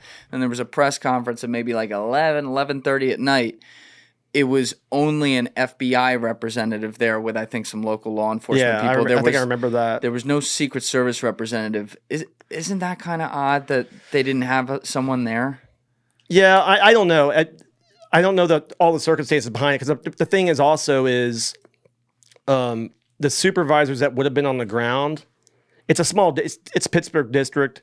The supervisors on the ground. My guess is just hours after that, they were completely busy with more urgent matters. It's because as far as like being able to, it would have been a better look probably, but I think, you know, with what had happened, what had occurred, that historic event, I'm sure that they were just seriously swamped, like with all kinds of shit going on. And so. Yeah, it would have been a better look. So yeah, I suppose. Yeah, it feels like they messed up the looks department. Yeah, from that standpoint, I'm sure that's probably a fair critique. But at the same time, I guarantee having, you know, if you're like a boss in that district, or if you're a supervisor or something on the Trump detail, you have about 400,000 things going on right then. I mean, you're talking about 5 hours after an assassination attempt or whatever the case was. Yeah. So I would give them personally, I would give them a pass. But yeah, I see what you're saying. So I really appreciate you letting me go through each angle of this, and you give them some amazing analysis today, by the way. I appreciate it. I think that's awesome, and I hope people out there can appreciate that as well, especially like you've been with the agency for so long.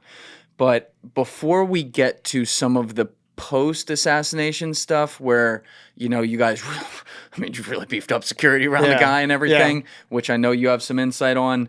I do want to play this video it's the one with Maria Bartiromo, and I think it's Senator Ron Johnson, because he's the senator who's like taking control on the legislative side to try to investigate this. I just want to play this and get some reaction to it from you to see if there's anything we missed as well in this conversation. I know I've been trying to fill in all the blanks for everyone out there who inevitably is going to say, you didn't talk about this or that. Yeah. But let's play this video real quick, Alessi, and then get the response. Go ahead. Epic failure of security. Can you walk us through what you'd like to see and your preliminary findings of your investigation, which has now become bipartisan? Is that correct? Correct. I spoke with Chairman Blumenthal, the chairman of the Permanent Subcommittee Investigation. I'm the ranking member. He completely agrees with me that we must start doing transcribed interviews with all the witnesses now. while memories are fresh. So that's really good news from my standpoint. My staff immediately started reaching out to local law enforcement. We've gathered a fair amount of information. Again, we're just scratching the surface.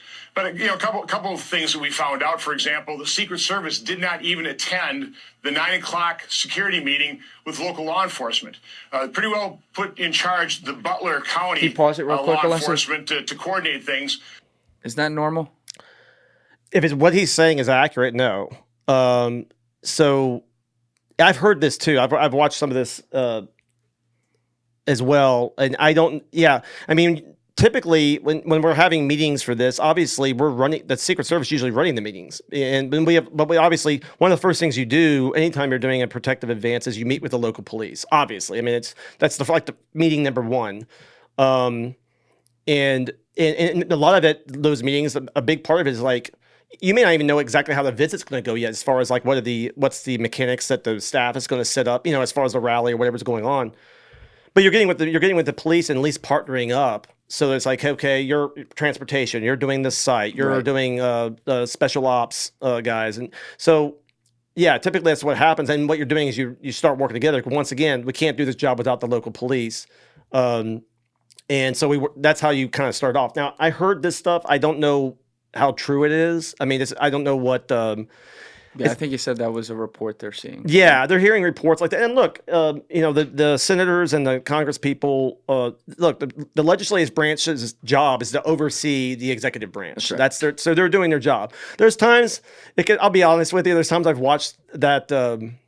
There's some of the legislators I feel like are really fair and really trying to find out what wrong. Oh, sure. And there's some what you expect are grandstanding, and then it gets misrepresented. That's And I'm not kissing the boss's ass, but I thought the acting director Rowe did a fine job of getting some information out there. But they were asking stuff he knew he couldn't fucking answer that. Yes. And they knew that too. And of course what happens is that on the 6 o'clock news or whatever, they're just showing those few clips and misrepresenting how the entire hearing went. I will say he did, in my opinion, a much better job than she did, and I recognize you can't answer everything. I do. Yeah, and they knew that, but I think, but at the same time, Congress is doing their job as far as look. This is a major mistake. This is a major fuck up, and they're doing their job to try to find out what happened. But yeah, that would be obviously at a police meeting. You're not leaving it. You got to We're the ones implementing the plan, and that's once again these meetings where when I talk about communication, when you're doing an advance, you got to make sure everybody knows what the responsibilities are. All right, let's keep it going. Go ahead. Law enforcement wasn't even on the same channel. So that was just to be clear, Senator, that was a 9 a.m. meeting on July 13th, the day of the shooting. Correct. Secret Service wasn't there. Together for site visits. Weren't even there. Kind of turned over some of the outer perimeter stuff to local law enforcement. They weren't even on the same security channel. So the sniper and SWAT teams weren't on the same channel as the patrol officers, and they weren't on the same channel Pause it real as fast. Secret Service. Is that normal? This is okay. With all due respect to the senator, that is normal. But I go back to the communications. And actually, once again, Assistant Director Rowe in his testimony said this. We team up with the local PD with comms by having a command center, right? They're going to be on different channels. There's no way. Okay, we have a system that, for obvious reasons, is hard for people to tap in. But if you go all over the country, a local anybody that was a police officer, it's like if you go all over the country, let's say, and do a site, you're going to have different comm systems. There's not like this one blanket system for every law enforcement entity in the country. So when you go there and you have days to set up a site or to set up a visit, you try to facilitate comms, but you're not going to all be on the same radio. First of all, you'll be walking all over each other if you had every entity on one radio system. Secondly, it's just frankly, and once again, I'm not a tech guy, it's just not feasible.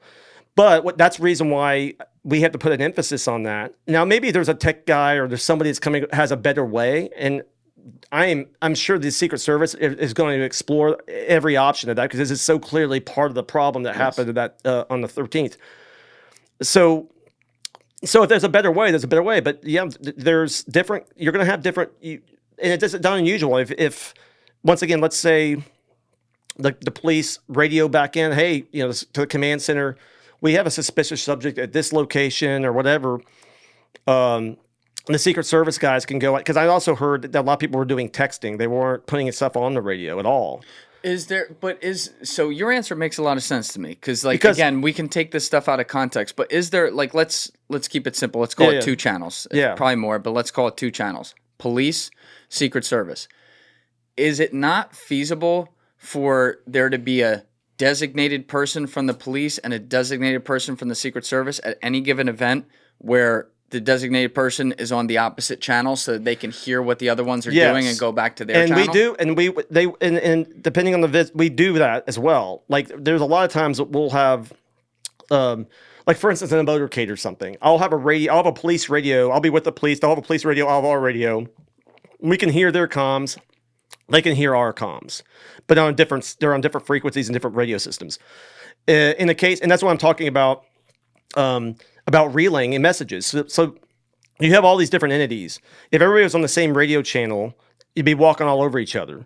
So whereas, like, but let's say the CS team sees something, they radio back to the command center or whatever. Hey, we see something out here. Now they can radio out to and somebody, maybe there's near a post somewhere, like post whatever number you see, and then maybe give it a description. That's how it should work, and you're relaying that information. But people are on different frequencies because it's just not feasible. I think, like I said, the acting director said there was 170 total. He was asked how many law enforcement total number. I think he said around 170. So you have 170 police agents, all different entities.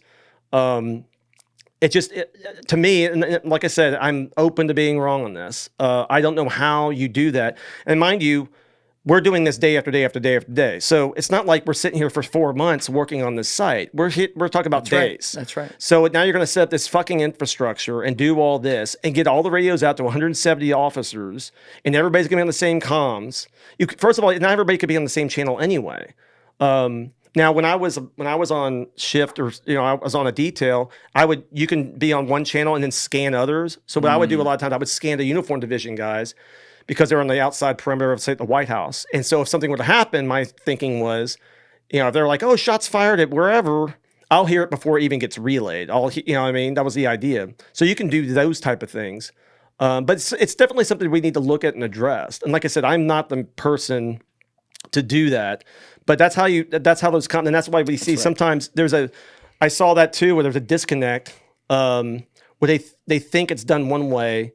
Look, the way we've done it in the past has been effective. If there's a better way, I'm sure there is. Maybe, and we need to be open to any suggestion. Sure. I know there's people that are looking into that, because it's no doubt that was one of the key components of this failure. So. Okay, that's a great answer. I appreciate all that. Let's keep it going.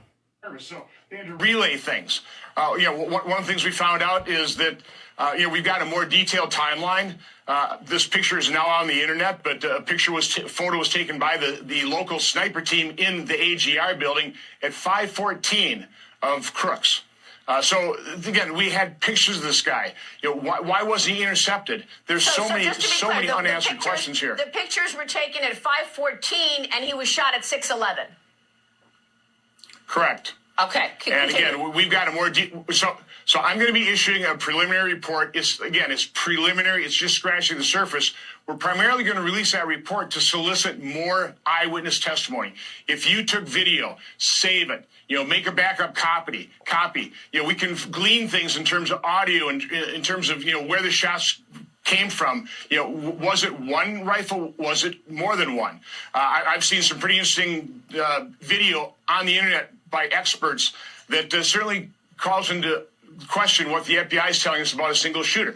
Again, we're only just beginning this, but it is so important that people who saw things, that have information, they preserve it, they memorialize what they saw, because memories change over time. They can be influenced. So it's good news. On a bipartisan basis, Chairman Blumenthal and I are dedicated to taking transcribed interviews with law enforcement and just members of the general public that were at that rally. No matter how insignificant your piece of information might be, it might lend to provide the full story of what happened, because the American public needs to understand what happened here. So I know that, I tweeted out yesterday the fact that you're doing this bipartisan investigation, and I put on your email, you have an email that you want people to send information to, and I know that you'll tweet that later. But I got to get to this. After the shooter was taken down by Secret Service, the local law enforcement, and I know this from some of your preliminary comments, your preliminary findings, started taking pictures of the dead body, right? Can you tell us what happened then?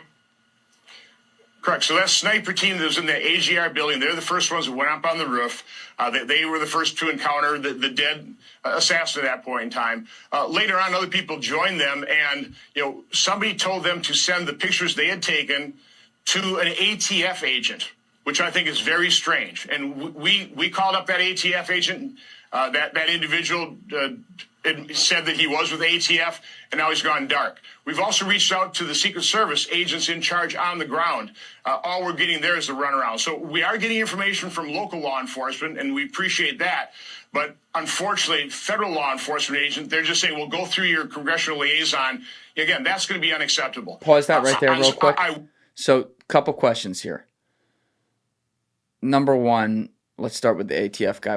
What's that? Why is that? What's the ATF doing? I have no idea. I have no idea. I'm just speculating. Unless he's there, they brought him as a post stander, which would be unusual. Normally, it's like HSI, and they've talked about this. They've said this openly in the hearing that sometimes post standers they'll bring from outside agencies just because of manpower. Okay.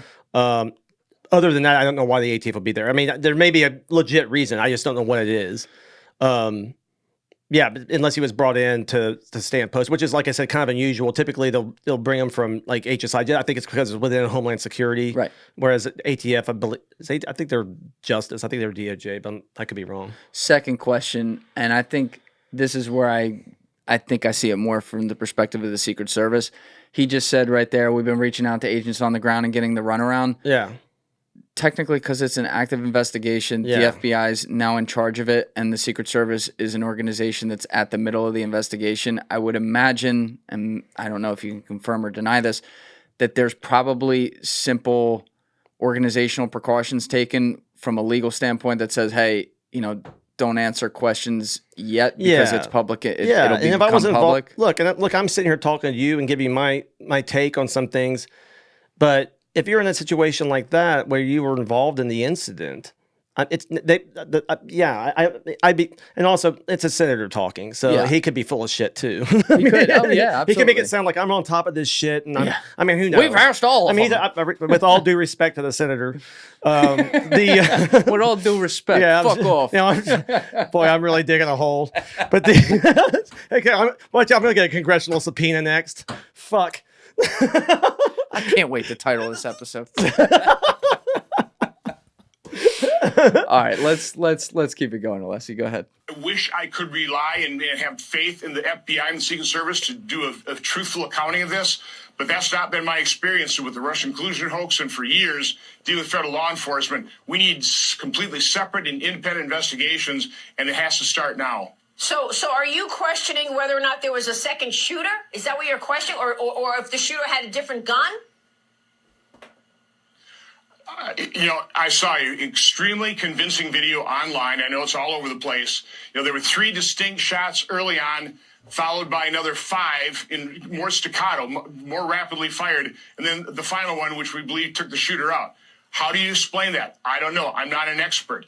But the individual putting that video out says it clearly shows that there were at least 3 different weapons fired that day. Again, I don't know, but we can't trust the FBI and the Secret Service to do an honest and open and transparent investigation. That's just a very sad fact. So we've got to rely on other sources independent to really find out what the truth of the matter was on Saturday, July 13th. So let me go back to what happened after the shooter is dead.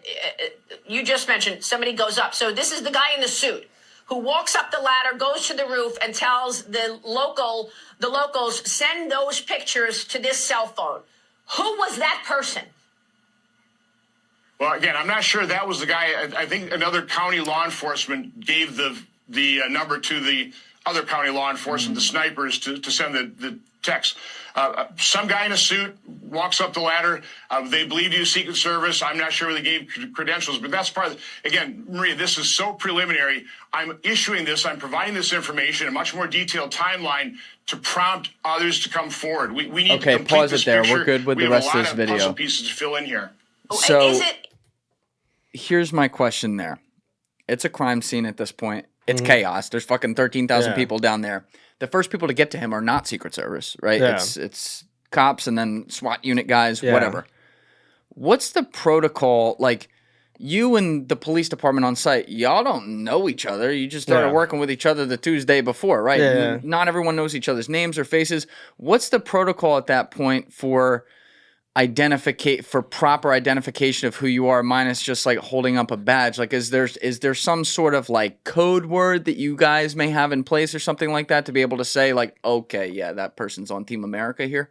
Yeah, I'm not going to go into a lot of that specifics on that, but yeah, I mean, to your point, but the thing is, and this goes back to the partnership thing is, yeah, if you're coming up on there, like I think I know what video he's talking about. Like that agent would have been teamed up with somebody who would have been familiar. Okay. And once again, we're a small agency, so we know each other pretty well. It'd be hard to impersonate or get involved and act like, oh, I'm a Secret Service guy, because we're small enough. It would be easy to go, well, who the fuck are you? Or even if you're a cop that hasn't seen any Secret Service people before.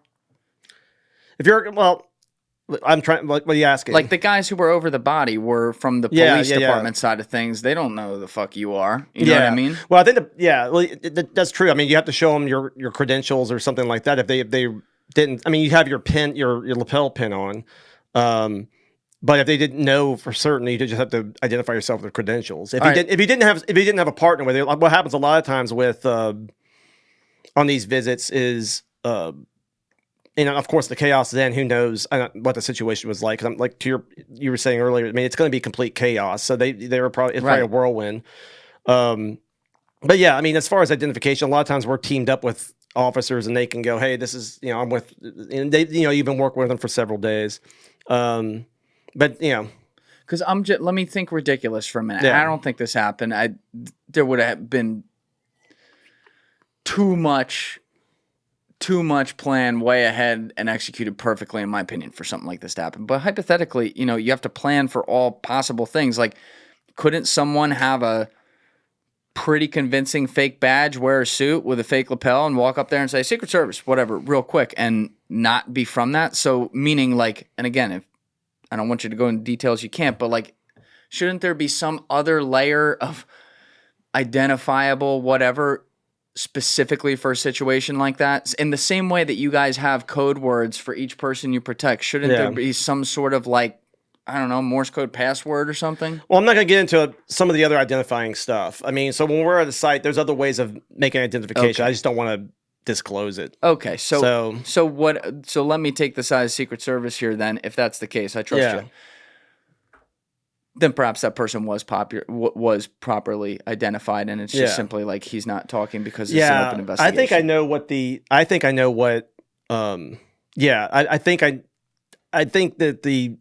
that he was talking a little out of turn. I don't think that because as you can tell, even during that interview, he was going off of everything from shit he saw online to, and I like how he's like, the best line of that was when he's like, I don't think we can trust the FBI or the Secret Service to make an investigation, so we're going to let Congress do it. Now that's actually, because we trust Congress. But not so. That was the best part. And like she's completely serious. Like nobody else picked up on that. So no, but so.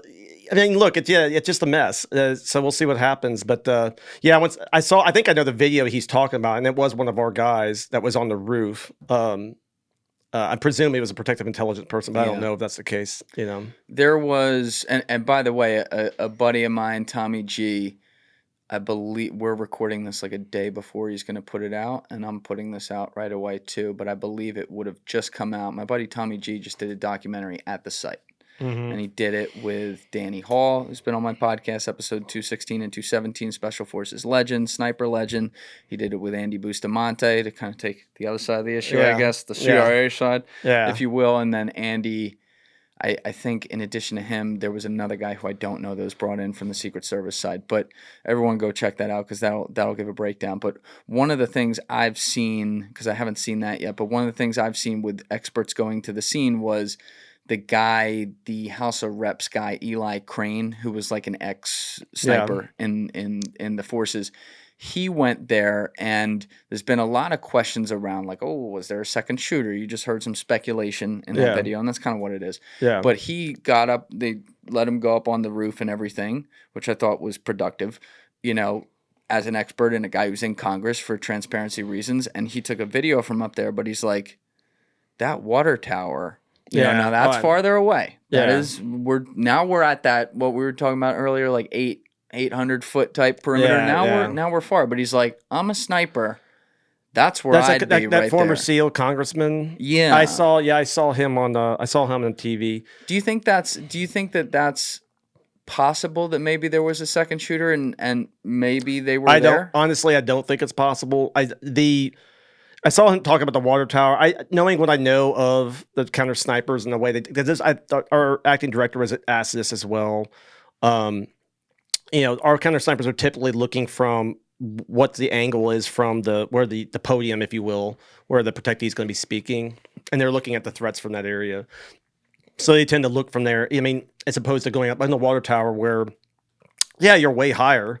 I don't know how much better coverage you're going to get. I'm not a sniper. Look, the congressman's a former Navy SEAL sniper. I will defer to his expertise. I'll talk trash on the senator. I'm not going to talk trash on the congressman, sniper hero.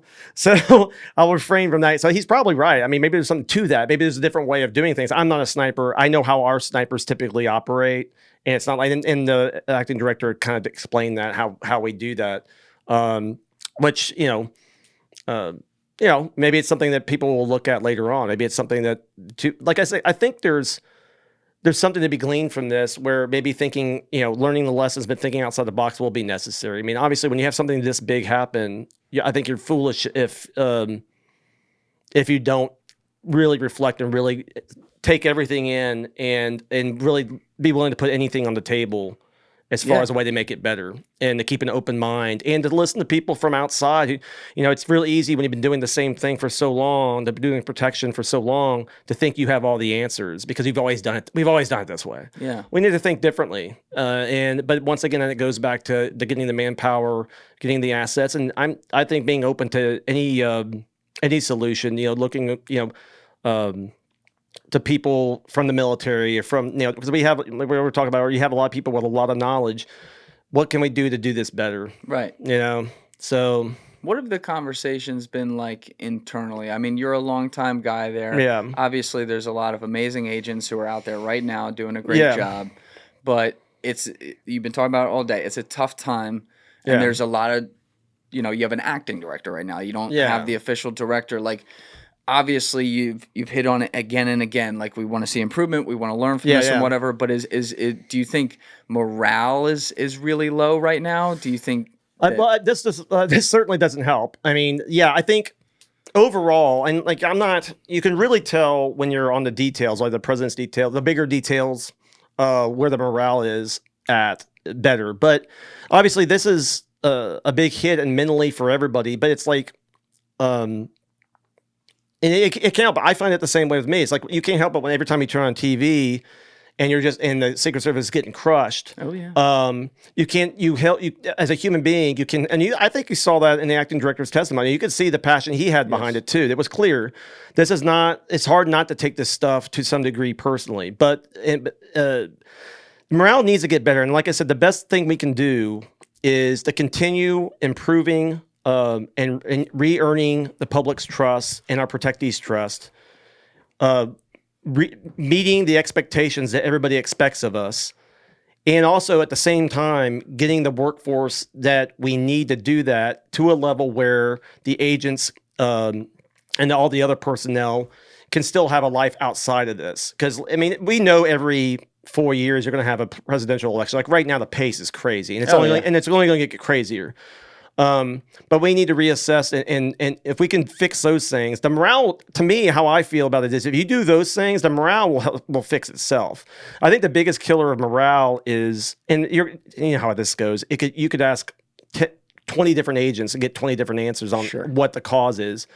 But usually, if you can have a balance where you can still have a life and you're not always doing this, not only will you have more effective agents, because they'll be happier, but they'll also be rested and being able to do the job effectively without just going one trip to another, missing baseball games, missing this, missing that, wife's pissed off at you. It's like, and then it snowballs. So I think morale is not great right now. I don't think it's in the tank like some people might think it would be because of this. That's good. Because I think they're busy, and you know, when you meet guys, or the times I've been on the road and I've seen folks, I think people are keeping a perspective on it. Now, don't get me wrong. There's a lot of people. If you look at the whistleblower comments that you've seen, some of them, there's clearly a lot of people who are not happy with management. Dan Bongino, the former agent who does. Well, he says a lot. He says a lot. And but you know, there was actually a short cross. I don't know Dan, but when I was on President's DT, he was a very senior guy, so there was some crossover.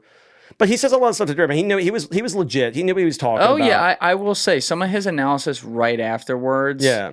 You can think what you want of the guy if you disagree with him politically, but like some of his analysis was superb. Right he's a smart guy, and he has his style and stuff like that. But I mean, I know he's been a big detractor on a lot of the management stuff, and he has contacts within the service, no doubt, a lot of contacts, and so you know he's a good guy to listen to, and when it comes to that. Now, he might be more extreme than where I'm at, but you know, once again, he may know something I don't know. But I think we'll see what happens. I think morale it's not great, but it's not condition critical either. I don't think. I mean, you guys are, though, at the core of it, you are human beings. You're not just these functioning robots with sunglasses that go, must protect president. Yeah, exactly. Right? And the thing is, you're always under the microscope. Yes. You're always going to be under the microscope. It's just the nature of it. I mean, we're around the president and we're around these important people, and we should be held to that high standard. You shouldn't, and you know, we should embrace that. Hey, let's hold us to the highest standard, and let's try to meet that standard. It's going to be hard to do, but we can do it. We just got to get the right attitude and press on. Do you, like, in your long career, you guys, again, being real human beings, are there like a lot of conversations that happen that, you know, discuss, I'm talking among Secret Service agents, just, you know, around the water cooler, not on the job, but like just as humans talking at the bar or whatever it may be. Do you guys talk about politics a lot? No, not. I mean, we're around. You're around it so much, I would think. Yeah, you know? we don't. I mean, when I'm with my buddies or like you said, having a beer, playing around the golf, politics never comes up. And people ask it all the time. Like, what's interesting is, especially nowadays with all the partisanship, is one of the most common questions when they find out what I do for a living is, what is it like to protect somebody that, you know, that you completely disagree with them politically? You know, you have to, because obviously we have political stances where, you know, we're in the midst of it, but you keep it to yourself. I remember my wife, when I was new to the job, I go, don't you dare put a sticker on our car or anything on our lawn, you know, regarding showing any bias or anything. But people ask that, and you don't even think about it. You really never crosses your mind where they stand politically, and stuff. You just, at least it never has for me. I would almost think you got to be cynical about it. Super cynical. You're like, I see how this shit works. Yeah. Like, it's just uni-party. Actually, that cynicism comes out in this wonderful book, Fence Jumper. Yeah. I'm gonna get to that in a minute. I want to make sure we cover the thing, what happened right after, because you were at the middle of this. You and I talked about this on the phone, but you know, obviously, righteously so, with the RNC happening that week, Trump decides the day after the assassination, fuck it, we're doing it live, we're doing it as planned. Yeah. So you guys are like, well, let's get the best security on this. He looked like he was surrounded by you know, insane security, but you were called into that as a senior guy at Secret Service. So what was your? Well, I just came. I didn't do anything with the RNC. No, I went to Grand Rapids afterward. You know, because it's mostly because I felt like. Oh, I'm sorry, I misunderstood this. Yeah, no, it wasn't. Yeah, RNC. So he went to the RNC, and Dude, the thing about the RNC and the DNC is they're planned literally way ahead of time. So that's about as secure a site. And I know a lot of people who did those events, and they're super squared away. So those places are locked down so well and were already planned so far ahead of time that wasn't a concern. I told you I went to Grand Rapids, which was the next rally he did. Oh, that's my bad. No, yeah, that's what. Yeah, so that's what it was. And frankly, I raised my hand for that because it was one of those deals where. And look, I don't have to do. Being a senior guy, I don't have to do the grunt work that. But when all this was happening and stuff, and everybody's so busy, it was just one of those deals. They needed somebody. I said, "Hey, I'll go." And what were you doing? Are you? It was just. I'm not going to tell. I was just a post standard guy. I don't. It's not something you do very often as a supervisor anymore. But it was kind of one of those deals where all the things that had happened, they needed. Plus, it's like you try to when you're out in the field like I am nowadays. You try to help out. In some of that protection, you see it because right now it's all hands on deck, as you can imagine. So it doesn't matter where you are in the pecking order or anything like that. If there's a place where you can fill in, I think everybody wants to fill in and do what they can. So I think that's pretty much service wide. I think you're seeing a lot of agents, raising their hand, going, "Hey, if you need somebody, there's a visit to Sioux City or there's a visit to Dallas or a visit to wherever." I think people are volunteering because I feel like everybody.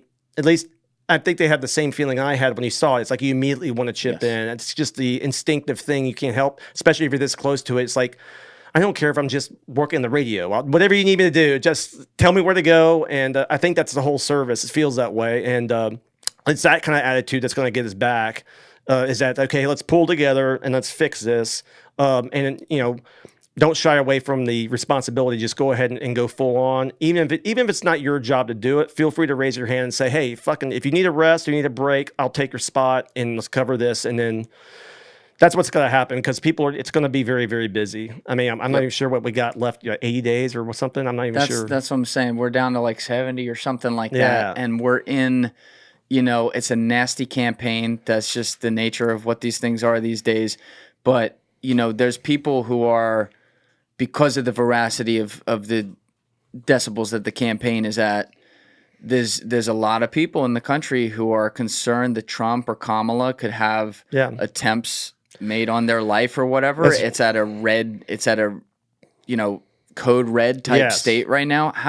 How confident are you that we're not going to see another one? I'm confident, and to your point, I think you're right. I mean, it's not lost on us that when these things happen, there's gonna be people who are trying to mimic what this guy did. It's going to happen. They're going to try it, and that's why you have to be ready to go, and we have to make sure that we unfuck this and lock this down like nothing else because they're coming, and we have to be ready for it. And that was the first thing. One of the first things I thought of was those people out there. Mental illness or whatever the case is, or just want to make a name for themselves, they're going to say, well, if this kid can do that, then I can get him next time, or I can get whatever the case is. And then we have to be aware of that. So it is amped up at the highest level. And that's why going back to, the agents and the uniform division officers in the Secret Service, I think that's why you're seeing them step up, raise their hand and say, okay, wherever you need me, send me. And we just got to push through it. And I think everybody, if they're like me, I think they realize we're in a critical situation here where we got to prove ourselves again, and that's why you feel it. But there's no question that there's going to be other attempts. But once again, just like this situation on the 13th.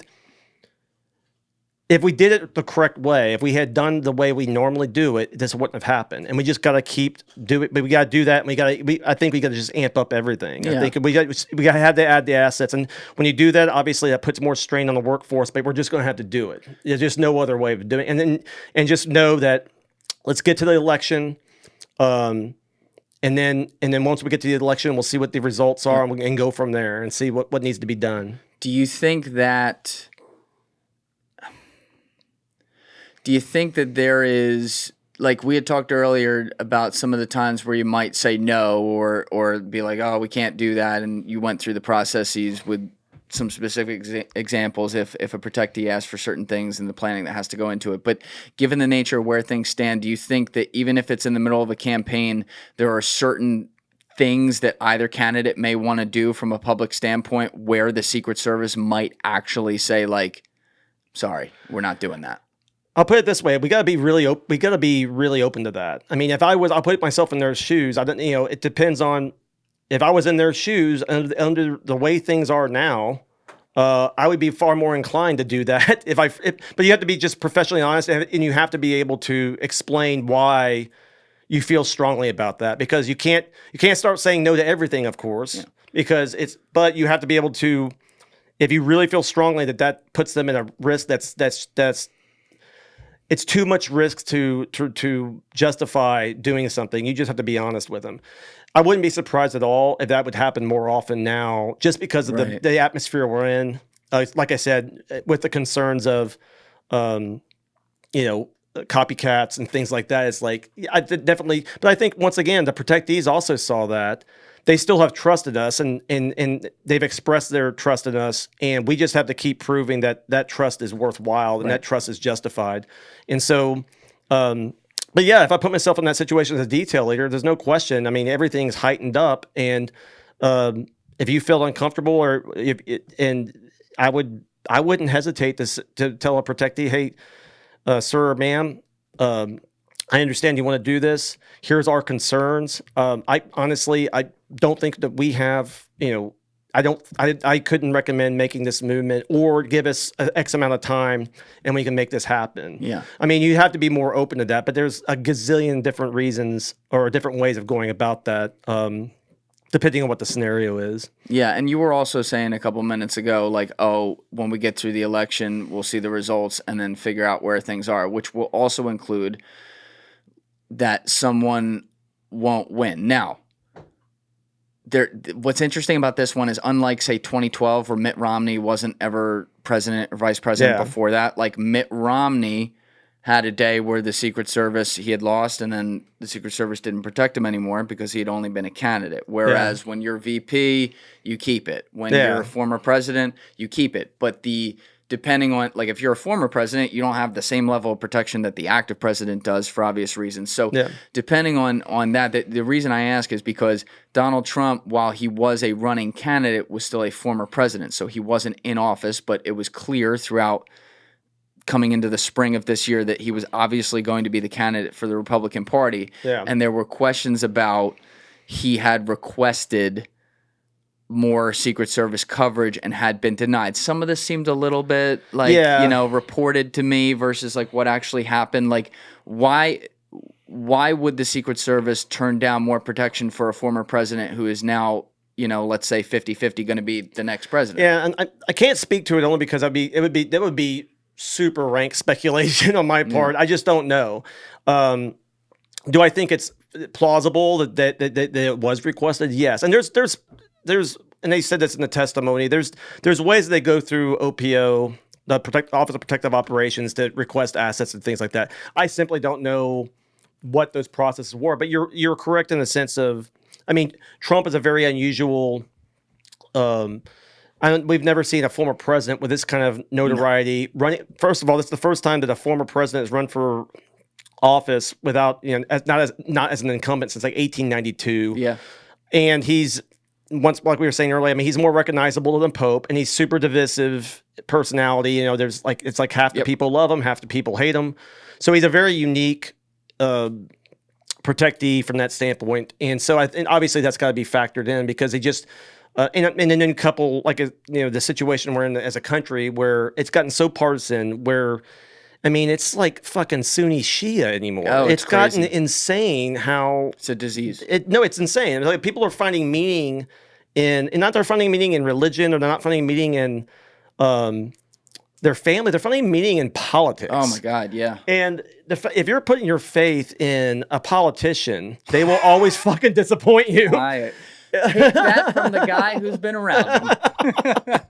So it's like, so it's a very, so you're in this kind of cauldron where, it's very volatile, and really anything's on the table, and you just got to be prepared for it. And that's why, I think, we'll see how it all shakes out. But I wouldn't be surprised if you see in the future, assuming we can get to that level, it's one of those deals where we may have to rethink how we do protection for everybody. Because, like, to your point, is like, well, let's say just for hypothetical, Trump wins a second term, okay, and he goes through the office. Now he's out. By then he'll be in his 80s, but he's a pretty vibrant guy. Yeah, he's not going to go away even after his term. And if he loses this, but protection, I'm talking from a protection standpoint. He's a guy that you just are going to have to that you almost have to. You got to look at something. You can't treat him. He's different. This is not Dwight Eisenhower going off golfing at the end of his career. It's going to be a different thing, and that's like always, it's always something we're adjusting to. So yeah. Now we've covered pretty much everything today, but one thing I think we got off at one point that I didn't bring us back to that I think is an important educational opportunity for me and everyone else out there is the private versus public security. So in 2015, when Trump was coming up, I remember he had that tall NYPD guy who had been his personal security guy for a long time. And if I remember correctly, when the Secret Service protection started in maybe February, March 2016, that guy stayed on and worked in conjunction with the Secret Service and helped protect him. Now, fast forward to now, Trump's been president, literally. He wasn't just a candidate, now he's president. And something happened, and the Secret Service is an agency that is quite literally set up to protect the president and be in charge of that and have jurisdiction. If there has been speculation, though, that like someone like Trump might want to bring in private security on top of that. Is that legal? Like, is he allowed to do that? And if so, how would that relationship, and maybe you can use past examples that you've worked on with it, how does that relationship work where you have privately paid guys and then you guys who are supposed to be in charge from like a jurisdiction standpoint over the protect team? Well, it would be completely unprecedented. That's never, to my knowledge, and I can't imagine that's ever happened before, because I can't imagine that's ever happened before. But if something like that were to happen, my guess would be, I personally don't see that happening. I don't see that scenario working itself out because, I mean, for one, those guys aren't going to be armed. His private security, They're not going to be armed? I wouldn't let them armed. If I was, so you have that decision to let them be armed or not? Well, I mean, the thing is that they're not law enforcement officers. If they can carry, I don't know. This is a hypothetical because I've never heard of a situation like that. But if I'm in a detail, if I'm in charge of a detail and it's a former president, he's like, oh, I'm hiring these private security guys to come with us. You can give him a whistle. I'm like, yeah, I don't know. I mean, that's such an unusual thing. But my first thing is, it's one thing to have police officers and stuff there, but if I'm having a private security, they could be the most, they could be the. I don't know. I would rather have people that, if you have your own people that you train with and you're familiar with how they operate, and then you have this group coming in that may operate completely differently. You don't know them. They don't know you. They're armed. They may be doing things different than you do. I don't think anybody's going to want that. I would talk the boss out of that big time. But I've never heard of this situation. I've never heard of that. That's an interesting hypothetical because the only person I could see, I couldn't imagine, and I don't know if there's any other, I'm sure that's never been done before, but I wouldn't know. I wouldn't. It'd be interesting if you had like an Eric Prince come in there. Yeah. Who's like a deep Yeah. Obviously into that kind of thing, and you're like, sorry, sir, your people can't be armed. Or that's what I mean. It's like it puts us in the. Or you just go to the press like, hey, you can just sign off, and we won't protect you. You can have your former Navy SEALs. Blow this whistle. Wave your arms emphatically.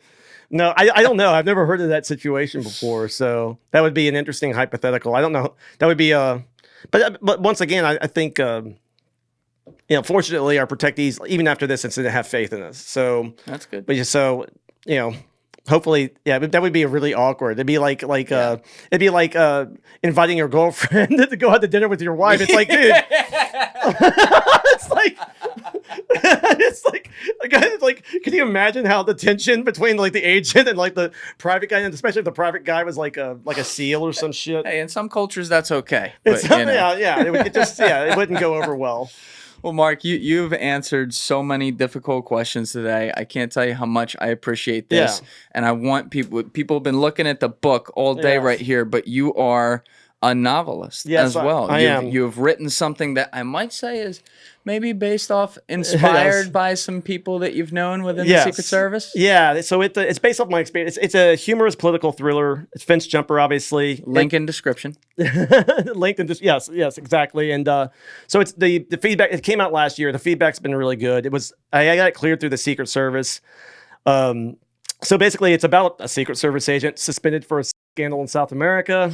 Yeah. So then that did never happen. Yeah, did it? No. Okay. And then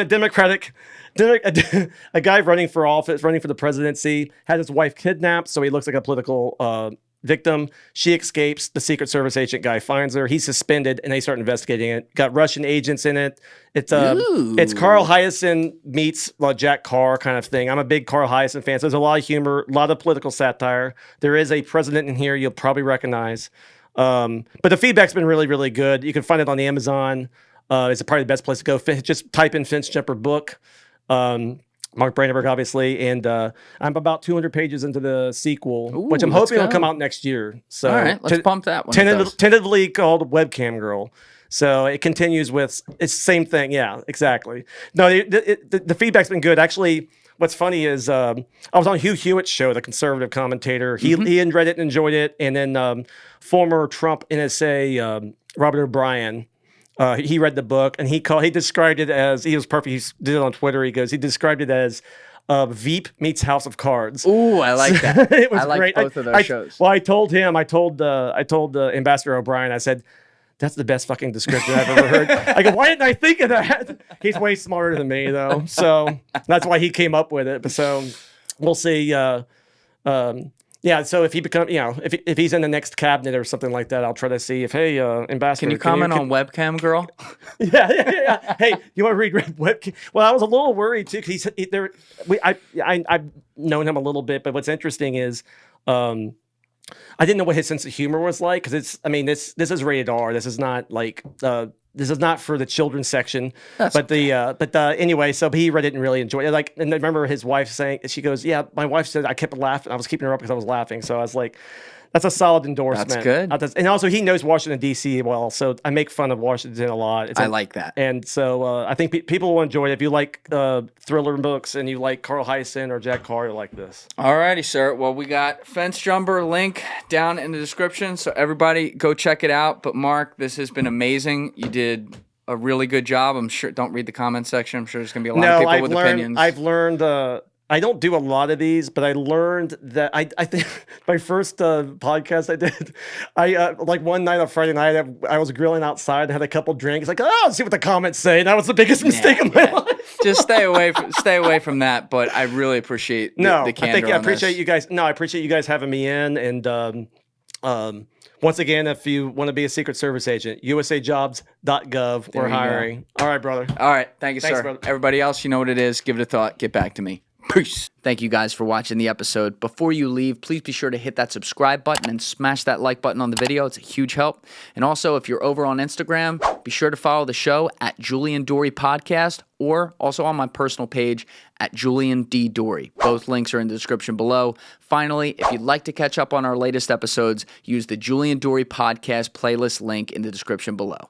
Thank you. To our YouTube reviewer friends, Mark Brandenburg, the guest on this episode, is here with the express permission of the Secret Service to speak on his own accord in a strictly educational manner on the events that happened on July 13th. We show absolutely no violent imagery on the screen or any kind of gore or anything like that. We do not show the scenes where the bullets are actually coming in at any point in this episode. This is strictly a conversation, and we have taken all precautions to ensure that the episode is educational in context only so that it can be fully monetized on YouTube. Thank you for reviewing the video.